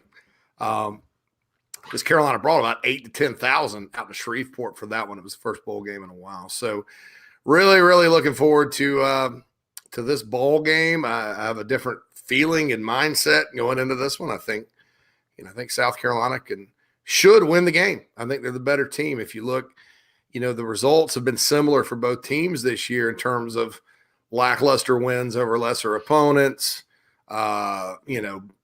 expected outcomes against bigger opponents, different failures within the team. But, the difference is Missouri does not have a win like South Carolina got last week. Their wins are over Vandy. Southeast Missouri Central Michigan and the Swamp Donkey, although the Swamp Donkey wasn't coaching that game. And then North Texas, who's firing their coach this year. So they're not a very impressive bunch, in my opinion, relative to the expectations they had heading into this year after they had a surprising 5-win season in 2020. A quick programming note, late change here. Michael Flint will not be able to join us today. He has been called into double duty for his day-to-day job. When work pays him. So JC is going to stick around with us. We'll hit a timeout in about 15 minutes, and JC, for the second time this week, we'll have double duty on but this part of the Big Gamecock Preview Show. Let me get to the injury report real quick here, JC. Last night, Shane announced on the Collins show that Dylan Wonham is done for the season. Ricky Sandage, that's official. And then we had a feeling that Jalen Dickerson and Luke Doty were out. So those 4 officially out for the year for South Carolina. I think maybe the one that might have caught some Gamecocks off by surprise was Dylan Wonham. He's been dealing with an issue, and he's got to get it figured out. So this is probably the best thing for him. On the flip side, though, for Missouri, they're still without their starting corner, Ish Burdine. So he's not playing. And one of their starting safeties, Sean Robinson, he's not playing either. They're going to be out. Questionable in the game, defensive tackle Mekhi Wingo, who's been a contributor this year. But then these next 2 are kind of wild cards here, right? Because Connor Bazelak is the one that's clearly everybody's going, well, if he plays, Missouri, they got a chance. They're a little bit different when this young man's in the game. He's a really good quarterback. Mm-hmm. The other part of this that nobody knows about this, Kyron White, their starting right tackle, is questionable at best to play tomorrow. So the best case scenario for South Carolina is that Bazelak and White are out of the game, because this defensive line for South Carolina is pretty darn good, and backup tackles don't fare well against them. And obviously they would have to put a young quarterback in there like Brady Cook or Tyler Macon, the dual threat kid. So we probably won't know till game time tomorrow. But Carolina fans probably need to pay attention to who starts at right tackle and officially what's going on with Connor Bazelak. And JC, as I turn it over to you, I have not heard anything contrary to what the injury report states, which is, well, he's questionable, and we'll see what it looks like tomorrow. I have a feeling Bazelak's not going to play. And that's not based on any inside information, just kind of reading the tea leaves from Missouri insiders this week going to practice. Their practices are closed just like everybody, but he's kind of been in street clothes, that kind of thing. I think there's some gamesmanship on the part of Eli Drinkwitz about this, but I'll say this about Macon.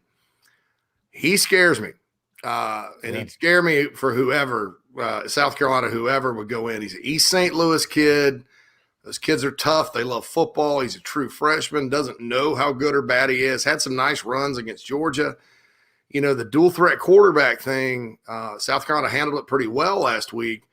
But if you're preparing this week from Missouri, you got to prepare for 3 different guys, that's a little bit different story. And, so that would scare me a bit. I think, they're going to try to get the ball to Tyler Beatty. He's 6th in the nation in total yards, 1,350 this year, special player. He's a baller, whether it's from scrimmage, catching short passes and running, return, whatever you want to call it. He's really good. So that's interesting. And, their secondary getting beat up, guys, and having some guys out, that kind of makes you wonder because, last week, yes, they improved against the run against Georgia, but they literally just stacked it and said, hey, Georgia, if you're going to beat us throwing long passes, do it. And Georgia obviously did and still got 158 on the ground, which wasn't bad. So you got to wonder if they're hurting back there on the back end, are they going to try to do the same thing and say, all right, Gamecocks, if Jason Brown and Josh Vann could beat us, fine. And that opens up a lot of possibilities down the field. I've gone back and forth as to whether or not I would want them to do that just because I've been pretty steadfast in saying this Gamecock offense needs to run the football, successfully.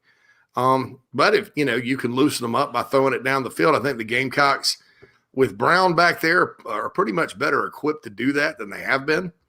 And with their secondary kind of with some backups back there, maybe it's a chance for the passing game to come out like the run game did last week. But, certainly going into this game, it's been hard to predict and nail down, Jamie, just simply because there are a lot of questions, like which quarterback's going to play for Mizzou? What are they going to do on defense? I mean, if they play the Gamecocks straight up, I think like they've done all year, Gamecocks have a big opportunity to run the football all over them. But what if they stack it and try to take that away? Can Brown throw it down the field? What about the injuries in the secondary? There's just a lot of questions about this Missouri football team that won't be answered probably until tomorrow afternoon. JC Shurburtt, owner of the Big Spur, right here on the Big Gamecock Preview Show, 10th game of the season coming up for the Gamecocks. JC, this is the understatement of the day. It's something you've preached all year. But when I throw these numbers out, people are going to go, yeah. They care, in my opinion, if you said, well, what is one of the keys to the game for South Carolina? It is get off.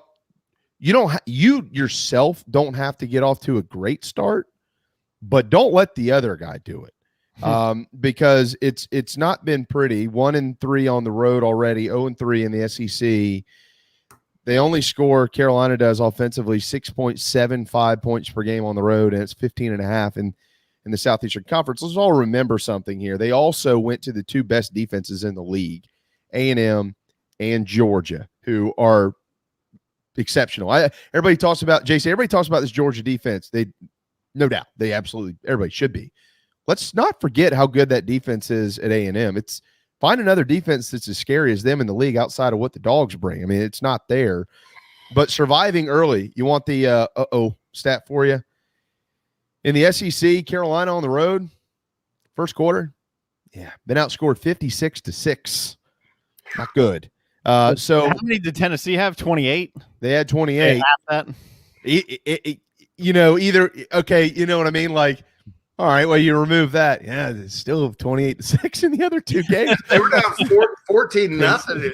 East Carolina, were they up 14-0 in the first quarter? East Carolina, they were 7-0. 7-0. So that's 63-6 in all road games. Yeah, it's not good. So, I mean, this is correct me where I'm wrong, but I do feel like it's a much more confident Carolina football team. I was just checking in with somebody with the program right before we came on the air, and their confidence level is high, but they haven't had much success on the road, so they are a fragile team away from Williams-Brice Stadium. And a gut punch early in an SEC environment, that could throw you off the rocker a little bit.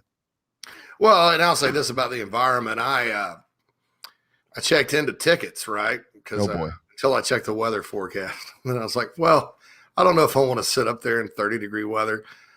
They were selling for about $18 a piece all over the stadium. Missouri, and look, hey, Missouri may blow Carolina out tomorrow. This is not a shot at them or saying, oh, this is an easy game for Carolina, because it's not. They're not easy. South Carolina hasn't earned the right to say, hey, this is an easy game yet.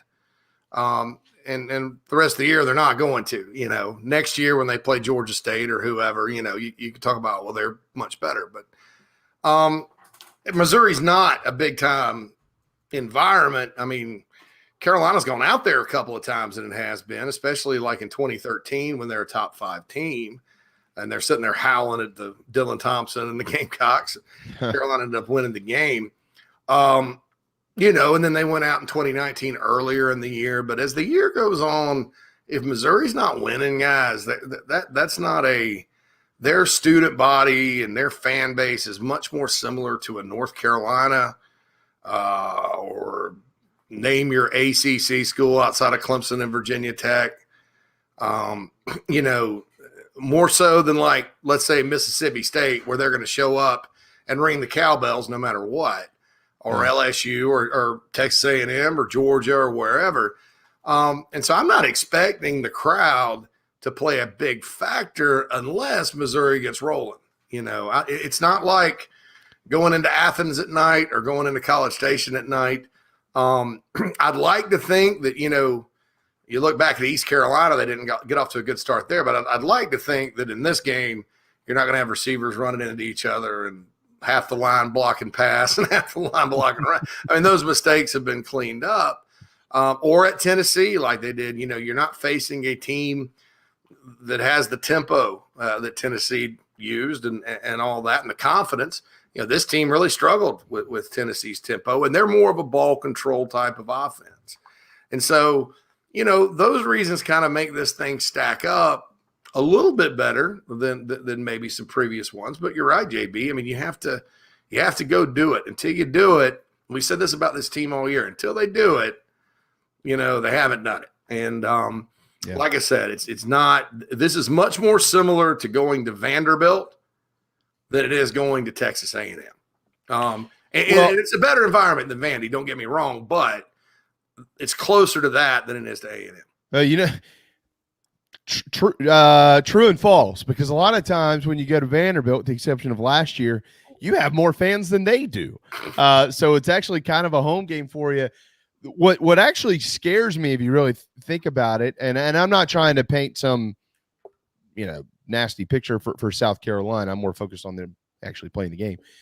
But as it pertains to that, sometimes these sleepy, weird, strange environments on the road, they don't help you at all, because there isn't any energy in the ballpark, and you got to be able to kind of create that on your own. And hopefully this is a team that's capable of doing that here at this point in time, JC. But it's one of those, what it feels. It's one of those situations where it's like, God, there's nothing intimidating about this place. We're going to be fine. And then you look up in the third quarter and it's like 13-10. And you're like, wow, we should be blowing the doors off of these guys or whatever the case is. That all changes, by the way, if Connor Bazelak is in there at quarterback. We're going to get to their defense in a little bit, JC, and we all know it's been bad. Some of you, though, might not actually understand exactly how bad it's been. But the offense is what Eli Drinkwitz is known for, and that's the purpose of the conversation, right? If Connor Bazelak can play, Tyler Beatty, those two together, they're pretty good. Well, let me kind of roll out some numbers at you. 47 points per game this year they have scored against FCS and G5 competition. Against the Power 5, 23.83 points per game. Now, that comes with 18 points per game against A&M and Georgia, exceptional defenses, which, by the way, I think they scored like 30, I don't even know what it was, 20 total points in those two games. Yep, 20. 14 against A&M, 6 against Georgia. There you go. So about 17 points per game, 18 points per game. But that also comes with 37 against Vanderbilt, right? So, I mean, the fact of the matter is, against tougher competition, they're not ringing up the 40s and the 50s like they did against all these other guys. And I think, JC, what a lot of that comes down to is what you've already said. Beatty, he's obviously run for over 1,000 yards, but he also leads the team in receptions.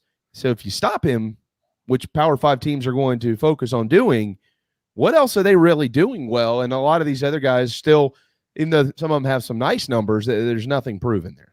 Yeah, the games I've seen them that they've done well, they can go down the field throwing the ball. Against Vandy, they were pretty solid, and even when Bazelak went out. But, I know Vandy almost beat Carolina, but that seems like a month, ages ago.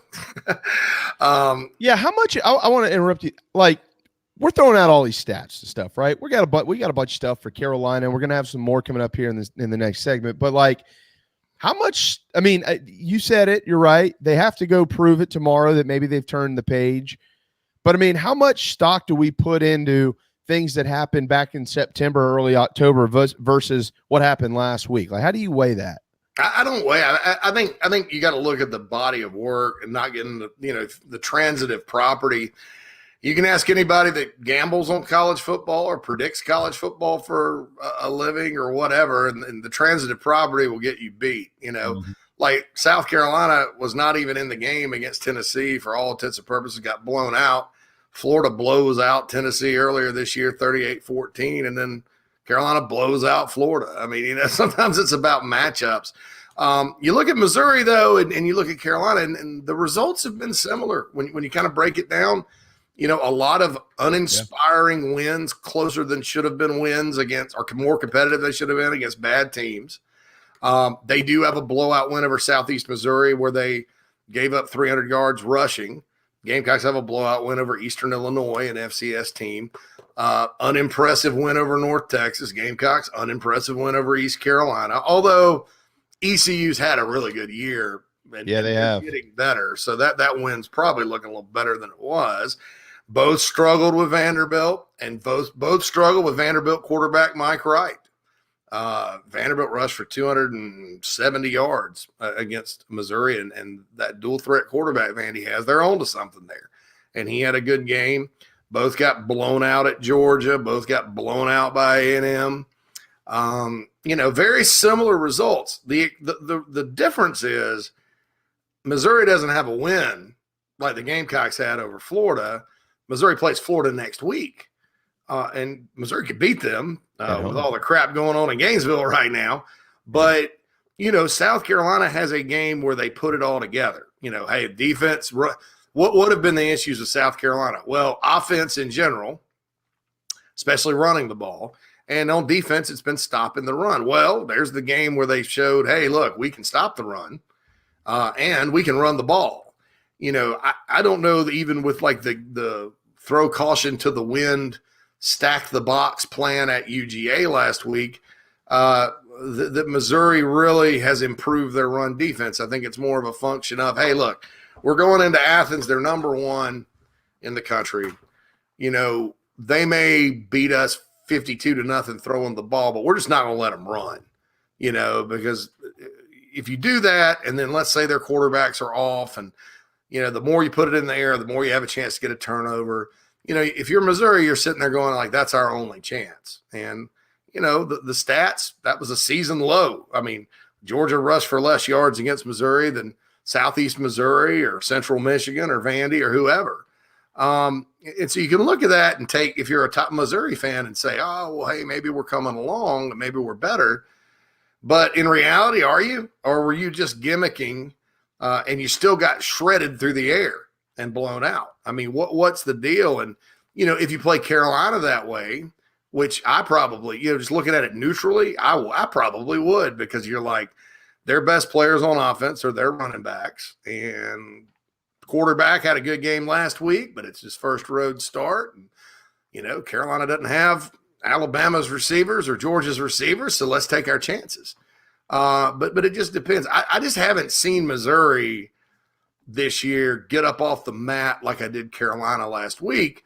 But, hey, this may be their week. They may get up off the mat against the Gamecocks, and we're sitting here hanging our heads next week and wondering how on earth Carolina's going to score against Auburn. So that's just kind of the nature of SEC football. My inclination, though, in my opinion, even if Carolina had not beaten Georgia last week, I going in, I was like, I still thought down the road, Carolina can go out there and beat Missouri. Something's very bad wrong if they cannot, just because of the matchups and all that good stuff. And now after last week, I'm more confident than ever, with the caveat that, hey, anything can happen.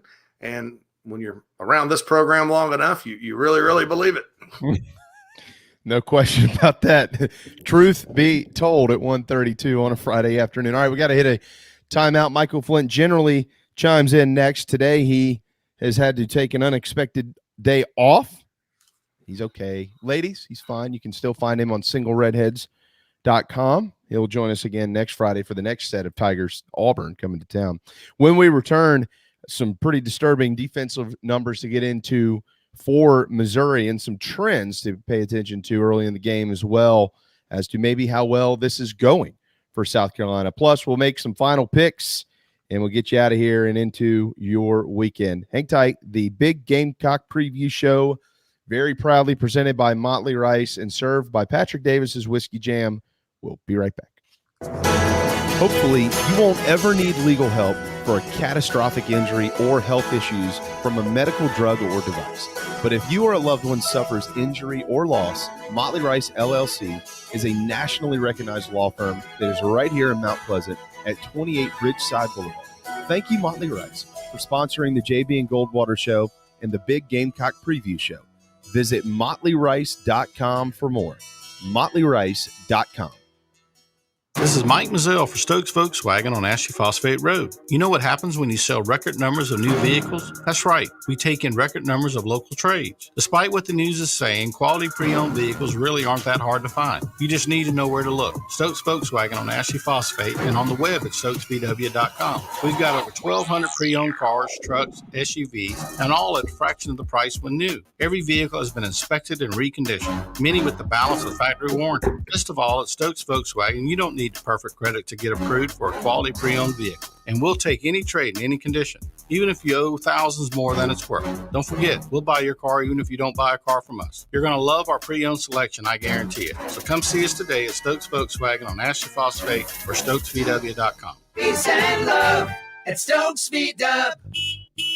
Negative trade equity financed a new loan, subject to lender approval. Wando Power Equipment, the trusted home of Hustler zero-turn residential and commercial mowers. There is nobody more trusted in South Carolina than our friends from Wando Power Equipment. They've been providing elite commercial and residential service for over 30 years. Landscape Services have turned to their selection of Hustler zero-turn mowers like the Raptor. Bigger, stronger, faster, and the most durable Raptor Hustler has ever designed. Located on Daniel Island and online at wandopower.com. Wando Power Equipment, owned by the Price family, the home of Hustler zero-turn mowers, rentals, service, and specializing in family and friendship. Family vacations, a new car, a new boat, all cost money, but you don't necessarily have to make more to afford any of that if you can save cash that's flying out the window now. iHelp Consulting can help you finally get the kids to Disney World, upgrade the minivan, or drop that new boat in the water next summer. Let Daniel and iHelp Consulting consult with you. No fees, just savings. You pay them a percentage of those savings. Save on essential services, credit card fees, you name it. Let them find it.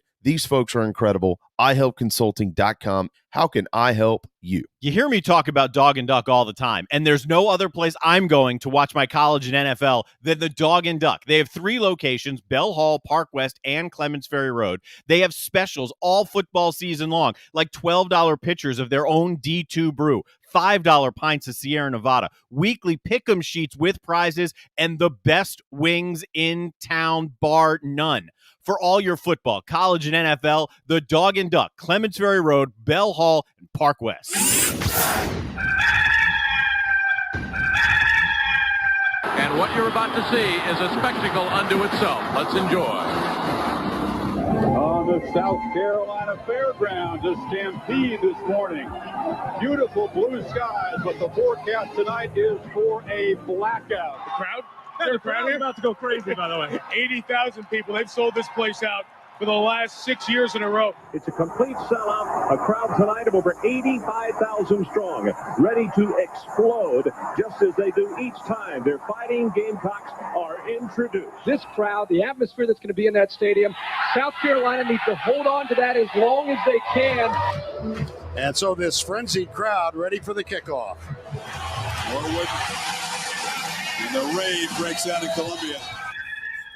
This is Patrick Davis, and you're tuned into the Gamecock Preview Show, brought to you by Motley Rice and served by my Whiskey Jam Whiskey. Go Cox. From the front pew of a wooden white church, a courthouse clock that still don't work. That wooden white church is in Camden, South Carolina. I got to keep giving Camden shout outs because, first of all, I love the city, the town of Camden. Even though they call it a city these days, it's not. Still a town. Camden, folks, is still a town. And Patrick's from there. And Patrick's my man. And we're going to see him in a couple of weeks for Clemson, Carolina. And he's got something special headed Gamecock Country's way here before long. Little update to some classic stuff he's got. So that gives you a hint. By the way, you heard in that montage there, blackout. UT's blacking out again tomorrow for Georgia coming to town. These black jerseys in Knoxville. They've worn them twice against South Carolina. Worked out both times for them, but yeah, South Carolina wasn't number one like Georgia is with that defense, baby. They could be pulling the curtains back on those black unis real quick when Georgia gets off and running tomorrow.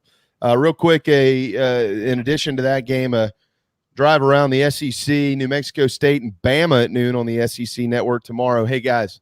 Hey. 51.5. Bama is favored by 51.5 51.5. Give me the under. I know New Mexico State is terrible, but dude, 51.5 points. Mm-mm.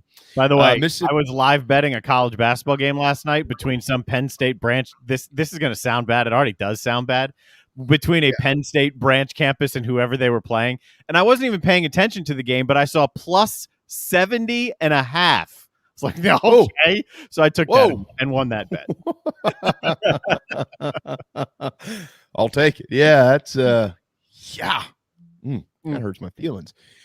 Noon ESPN, Auburn 5.5-point favorites as they host Mississippi State, and the Pirates trying to get the Dogs into bowl season. They're one shy. Auburn, Gamecock fans will be watching this one. They're coming to Williams-Brice next week. Samford in Florida. There's no line on this one. Samford's 3-5. Come on, Gators. Come on. Noon, ESPN Plus, SEC Network Plus, Georgia, Tennessee, as you well know, 3:30 CBS. Tennessee pulls a shocker. If they do, they will be bowling. What a bowl it would be. By the way, the last win in this series, y'all probably remember it.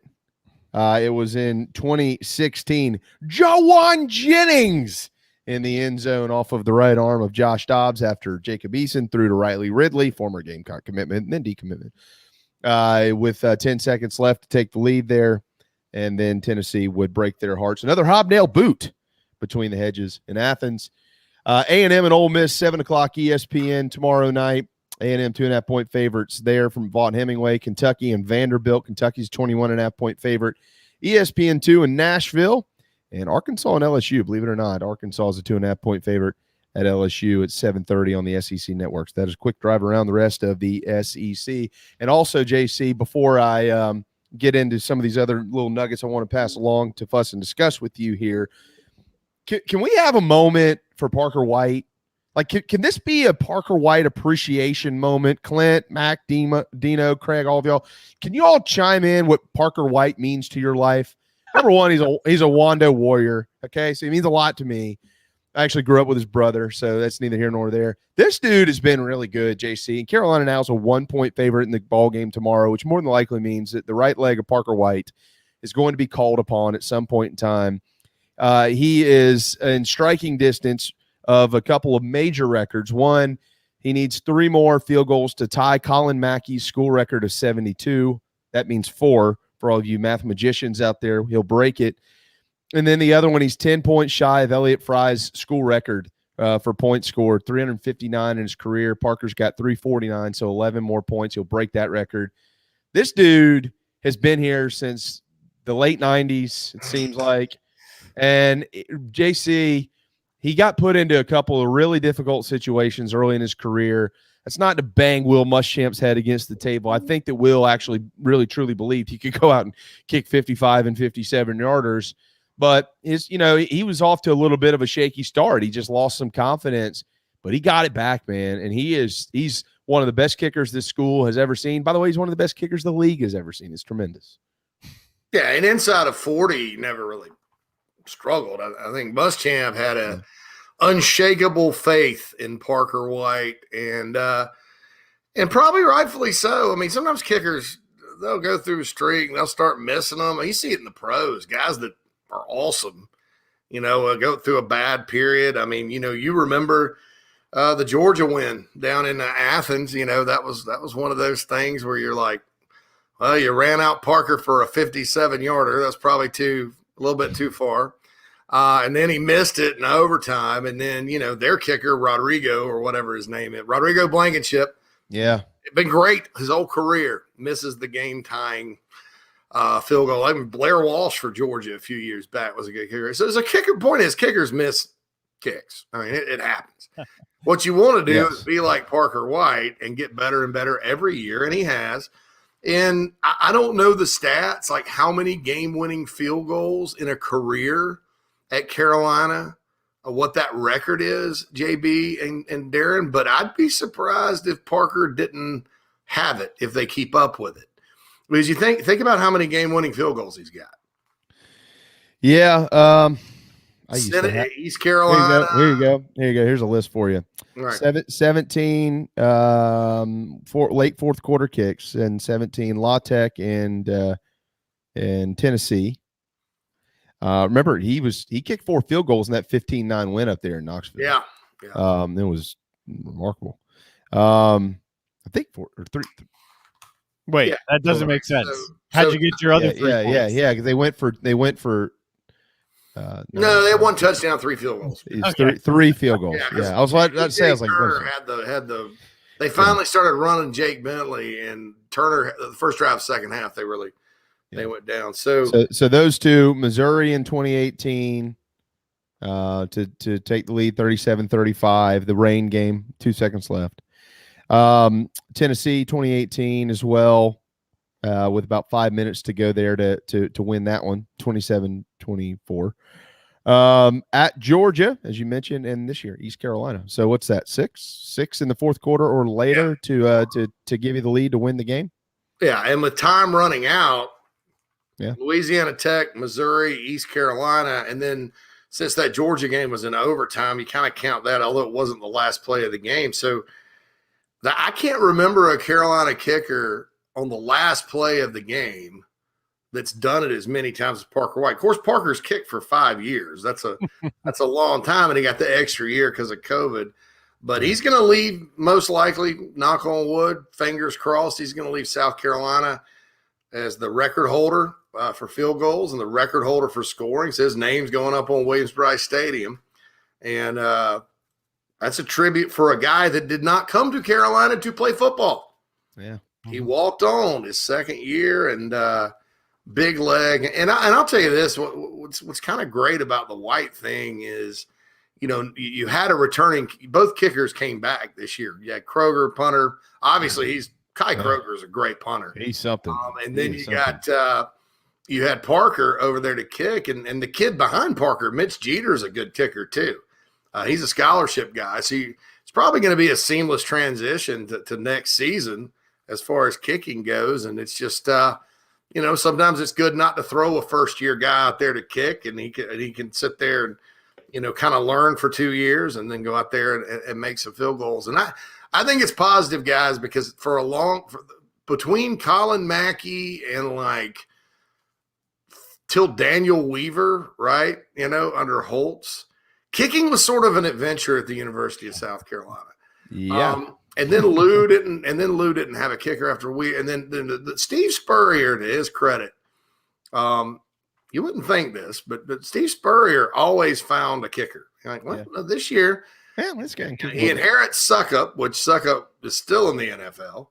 And Suckup was good. Josh Brown, good his first year, and then Lanning Spencer Lanning. Lanning Spencer, that's a good guy out there.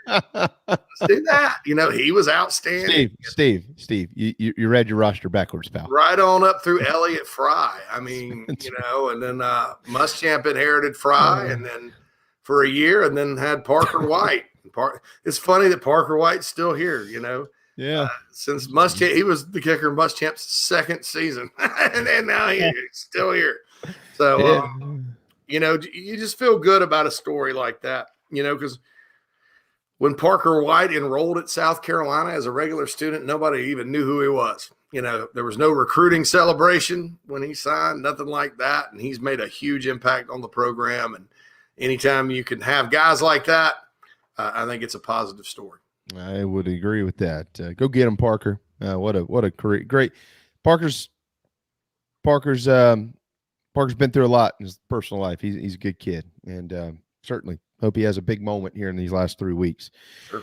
All right, couple of trends to get to. Throw out some defensive stats. JC, we'll get your final thoughts on what's important in this one for Carolina to win it, and then we'll pick a couple ball games, and we'll be out of here at 2:00 on this Friday afternoon. It is Power Hour here on the Big Gamecock Preview Show. Wando Power Equipment. If you need to get some end of the year stuff done outside, you can rent it all at Wando Power. Wando Power Equipment. WandoPower.com. When trailing at halftime under Eli at Mizzou, they are 1-10. Yikes! But when they're leading at halftime, they're 7-0.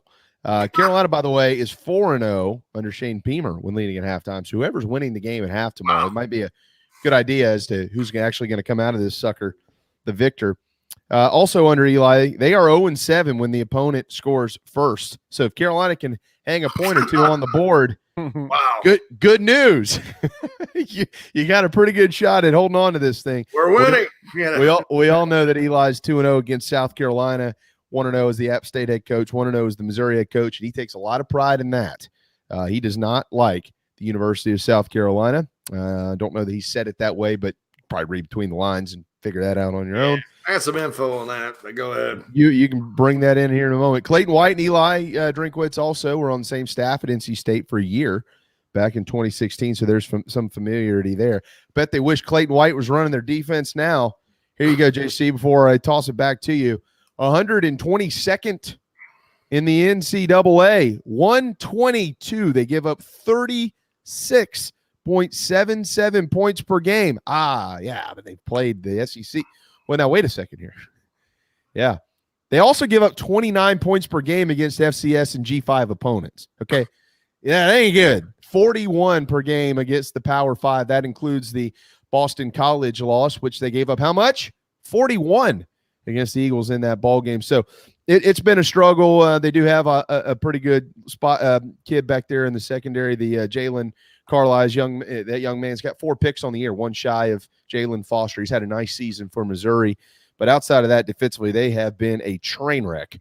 And Carolina's hoping to continue that trend tomorrow. Yeah, I mean, I've been on my NFL stuff doesn't work in college, high horse. And Steve Wilkes at Missouri is the perfect example of that. Their expectations on defense this year, guys, were not like this. I mean, Ryan Walters was the D coordinator last year. He went to the University of Illinois with Big Brett. And look at the big wins for Brett. He's won 2 in a row, Darren, after Penn State. He beat the Gophers last week. He's on a roll. Anyway, but Eli Drinkwitz just sort of let that guy go. We can do better. And then hire Steve Wilkes, who was a head coach in the NFL and all this. They just look confused and awful.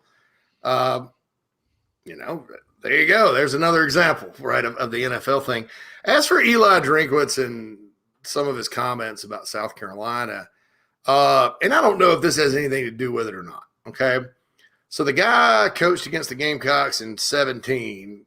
They ran up 500 yards total offense. Gamecocks had 228. Yeah, the Gamecocks won the football game. This is you're referencing the NC State game in Charlotte. In Charlotte, big game. So then best throw in that game, and one of the best throws I've seen in the last 10 years or more was Jake Bentley's rollout toss to the corner of the end zone to Deebo Samuel. That's the best throw. Running under it was unbelievable.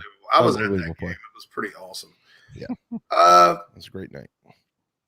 So after the season, Muschamp fires Roper and BMAC calls the offense for the bowl. But Will wasn't just sitting around, going, well, let's just see what BMAC does and then we'll hire a coordinator. And, contrary to popular belief, Will Muschamp didn't go interview other people. And Eli Drinkwitz was one of those guys. And the job ended up going to BMAC, as we all know. And, I have it on pretty good authority. Eli Drinkwitz was taking the job at South Carolina. Although it was known he wanted to be a head coach, et cetera, et cetera, et cetera. And, that he probably wouldn't be there long, but pretty competent offensive coordinator, right? So he didn't get it. So then he takes the job at App State and comes in and talks all kinds of smack. And then last year they comes into Williams-Brice again. We beat him, we beat the Gamecocks again, 17-10. And that's fine and all. And I understand anytime you're 0-2 against a coach, and you're a fan of a team or you follow a team, you tend to have an outsized respect for that coach. Same reason Alabama fans have a lot more respect for South Carolina than Auburn fans do. If you talk to anybody in Alabama, because South Carolina's beaten Alabama 3 or 4 times since being in the SEC, and they had never beaten Auburn, So I think we get outsized by that. But let's look at the facts with this vaunted Eli Drinkwitz offense. App State comes to town in 2019. I know they won the game. I know it was inexcusable. South Carolina held them to 202 yards. Yeah. Right? They didn't go up and down the field. There was a pick 6. Helinski was off target. The Gamecocks had some unfortunate errors in that one that cost them. And I think, quite frankly, by that point, there was a little bit of a don't care that kind of set in. And then last year, Missouri went up and down the field early against a depleted defense, Luke Doty comes in the game, gives the team a spark, and the Gamecocks shut them out. That defense Carolina had, which is basically at that point is a bunch of backups, shut the vaunted Drinkwitz offense down. Yeah, so, 301 total yards last year for. Yeah, that's not that against South Carolina's defense last season. That's not a big number. And by the way, they average Eli's offense is 17, 20, 18.5 points per game in the last 2 years against Carolina. Yeah, I mean, so yes, he's 2-0, and yeah, he's talked smack. But has it been some sort of evil genius offensive strategy that allows them to go score a bunch of points either at Missouri or App State? No, it's not. In fact, Carolina's played pretty good defense against these guys. It's been a lot of struggles on offense for South Carolina. So that kind of gives you a bit of a hope because Missouri's so bad on defense this year that, the worm can turn, during the early stages of the Shane Beamer era. Let's hope the Gamecock defense can keep on keeping on tomorrow with those trends against Missouri. We'll find out who starts at quarterback for the Tigers more than likely around game time tomorrow afternoon. Will it be Connor Bazelak or will it be Tyler Macon or will it be somebody else? JC, final couple of minutes, quick thoughts here for South Carolina. We know what they need to do defensively. You're going to have to stop the run. All right. I mean, that's what that's where you got to circle it. You can't let them run up and down the field. You got to, they beat you through the air. They beat you through the air. By the way, Gamecocks have the second best pass defense in the league. And that's behind who? Georgia. So it's been pretty good this year. Offensively, though, we saw some new things. We saw the beef package last week with Trey Jones getting back in there. Is that what they're calling it? I don't know. That's what I'm calling it because he is a big, large man. Sounds good. EJ and Josh Van played all game on the field. And by the way, we're back to square one with Josh Van. They're going to circle him again. Here he comes. That's good news. I think that's with good Brown news. and Jenkins and some of the other guys, that's okay. They wanted – you want to do that? You want to stack the box and bracket Josh Van? I think somebody's going to have a field day. Absolutely. I mentioned all of that, just things we've been hoping to see. We saw them last week, JC. It arrived. Does it arrive again this week? Your final quick thoughts on the ball game before we make a couple of picks and get out of here. I picked Carolina to win 24-21. That's on the conservative side of it, just because inevitably in a game like this where – Missouri's not going in thinking they're going to lose, and their backs are kind of against the wall too, and the Gamecocks are on the road, and, just all those factors. Then you don't know who's going to play, so it's kind of hard to predict, because if they play Macon, he brings something different than Bazelak. Bazelak's been solid but not great this year. He was much better last season. So, pick your poison there. So with the uncertainty with the injuries and things like that, and then – me looking at Carolina last week versus the first 8 weeks and then all that stuff. I'm picking a close win. This feels like that game in 2005, guys, Spurrier's first year or a Muschamp first year. 2 games. 05, Gamecocks go and beat Tennessee on the road. They're 1 game from bowl eligibility. They go to Arkansas, which has been a pain in the Houston Nut, and they beat them. And they got there. Or in 2016, Jake Bentley comes in and leads them to an improbable win against Tennessee. All right, so they were 2 games for bowl eligibility, but you had Western Carolina coming up. So, that, essentially win and you're in. And they beat Missouri and Drew Lock 31-21 at home. So this game kind of sets up to me like that. It's one where you're like, everybody's holding their breath and nervous because it would be great to win. But the last 2 head coaches here have had similar situations in their first year, and they've gone and won, one on the road, one at home. So that's kind of what it reminds me of. Probably a close game, but I think the Gamecocks will take it. It wouldn't surprise me if the Gamecocks blow them out. If certain things rear their ugly head again for Carolina, Missouri could blow them out. It's just one of those mystery kind of games, but I still feel very, very confident. But, I haven't felt confident all year, so maybe this is a bad thing. So who knows? But I picked the Gamecocks 24-21.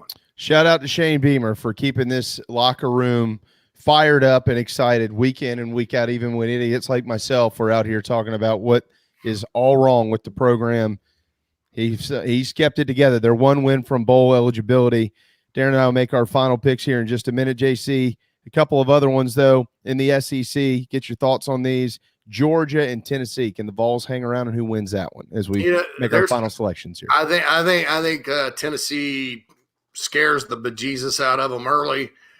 And a lot of Georgia Tennessee games up there have gone over the years. Georgia's going to come back, rally, and probably hang a pretty number on the board. 42-12, something like that. Darren, who wins? I've got Georgia winning the game, but I do think Tennessee in the buy or sell with McCarragher and Carolina won. I've got Tennessee covering that 20.5. I think it's closer than that because Georgia, I do think they start fast. Fair enough. Yeah, fair enough. Georgia's got a 4-game winning streak in this series.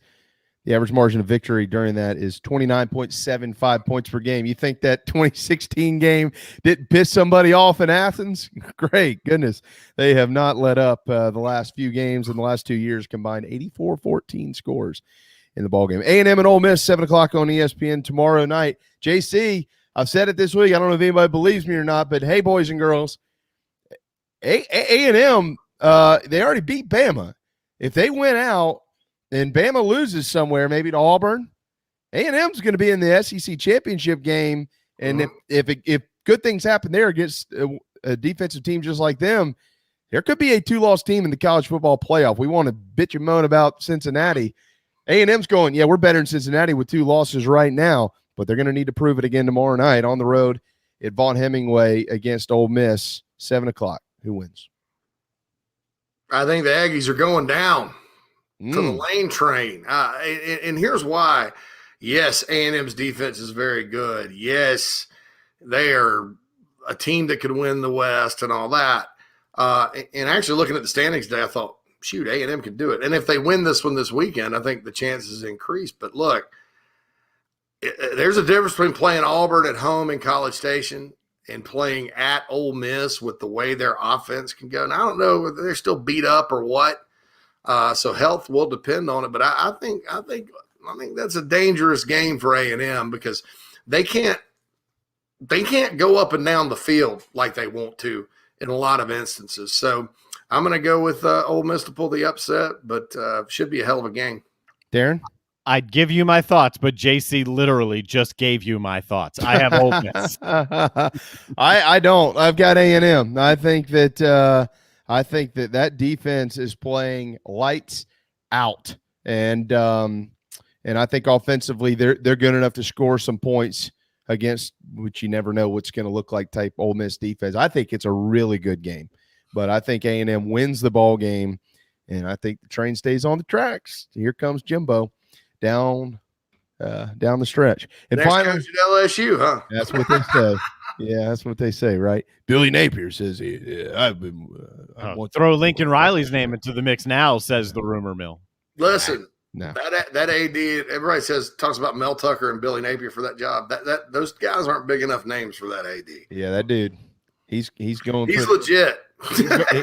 He's going for the downs. There's no doubt. He's swinging for whatever he wants. He's going to go throw him money and see if he can get him. Hey, make him tell you no as many times as you can. And then finally, South Carolina and Missouri. JC has already given you his pick. He's got the Gamecocks by at least 3. How about you, Darren? Yeah, honestly, it's the one I really didn't circle on my sheet because I think this can go. You guys have gone back and forth about this well, right? They're very similar teams in terms of their success on the field this year. They don't have Missouri, the win that Carolina has. The question is, like Shane Beamer said this week, okay, great, we beat Florida. What are you going to do about it? Is this Gamecock team going to be different than Gamecocks teams in recent past coming off a big win? Can you follow it up? My hunch is the answer is yes, and barely. I don't think they look as good. I think they struggle at times. I mean, you've got a full game's worth of film now with Jason Brown. I think this is a closer game. I think the Gamecocks do find a way to win it. Wouldn't shock me if it's a Parker White kick at the end to win it. They got to run the football. They've got to run the football tomorrow night. As much as I loved what Jason Brown did last week, guys, until he has to do it every week, I'm not going to expect him to do it every week. He hasn't proven anything like that. Don't want to put that on his shoulders just yet. It's Kevin Harris, it's Saquandre White, and it's Marshawn Lloyd and Juju McDowell. Those guys got to go do something similar to what they did last week. I think they will. And I think South Carolina has a good day tomorrow. They will pull away. They will be leading at halftime, and everybody's going to go, oh, my God. And then they'll pull away, and South Carolina will be bowl eligible in Columbia, Missouri, coming home with Auburn and Clemson on deck. And boys and girls, that will mean a jam-packed Williams-Brice Stadium for the final 2 weekends of the year. Carolina wins.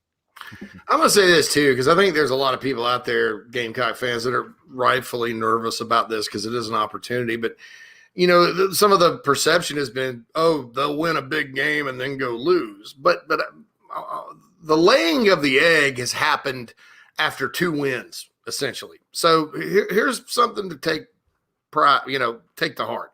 2016, Gamecocks have a huge upset over Tennessee. Like I mentioned, come back the next week, beat Missouri to be bowl eligible.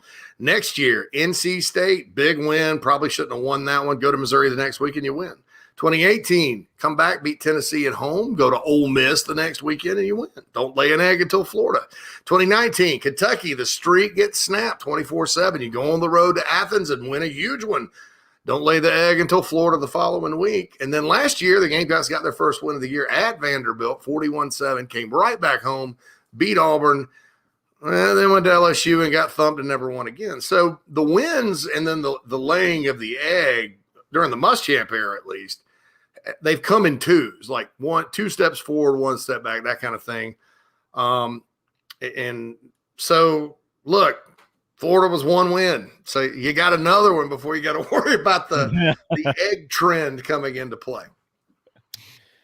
I just hope they don't have any more eggs this year. No more eggs. Just keep winning Gamecocks with a string of Tigers to close out the 2021 regular season. Thank you, JC Shurburtt, owner of the BigSpur.com. They've got you totally covered leading into the ball game. Hoops tonight as well. Oh, yeah. The ladies in South Dakota where it's snowing. God bless them. And the men are just up the road in Asheville where it's a little bit cooler as well. Carolina looking to win that one against Princeton, try to play in a championship game on Sunday. So the staff is stretched a little thin over the next few days, but they won't miss a beat. This game tonight, these games tonight, the game tomorrow, and then the games on Sunday, thebigspur.com for all of that and much, much more. JC will let you run better. Thank you so much as always. And go Gamecocks. Go have a good one. There you go. JC Shurburtt with the Big Spur. That's it. We're out of here. OT, 5 minutes OT, but that's okay. Thanks to JC for filling in for Michael. He'll be back next week. Thanks to all of you, as always, for watching and listening to our program. And we appreciate Raphael Esparza for joining us in hour number 1. Darren Goldwater works hard. He deserves a beard. I got a feeling he's going to go get one at the Dog and Duck. You should all do that, too. It's the freaking weekend, man. Maybe I'm about to have me some fun. Have you ever heard of that? Dog and Duck, 3 locations in Mount Pleasant and on Daniel Island. For Darren, I'm Jamie. Thank all of y'all. Have a wonderful weekend. We'll see you at noon on Monday on the JB and Goldwater Show. Very proudly presented by Motley Rice. This has been the Big Gamecock Preview Show by Motley Rice as well.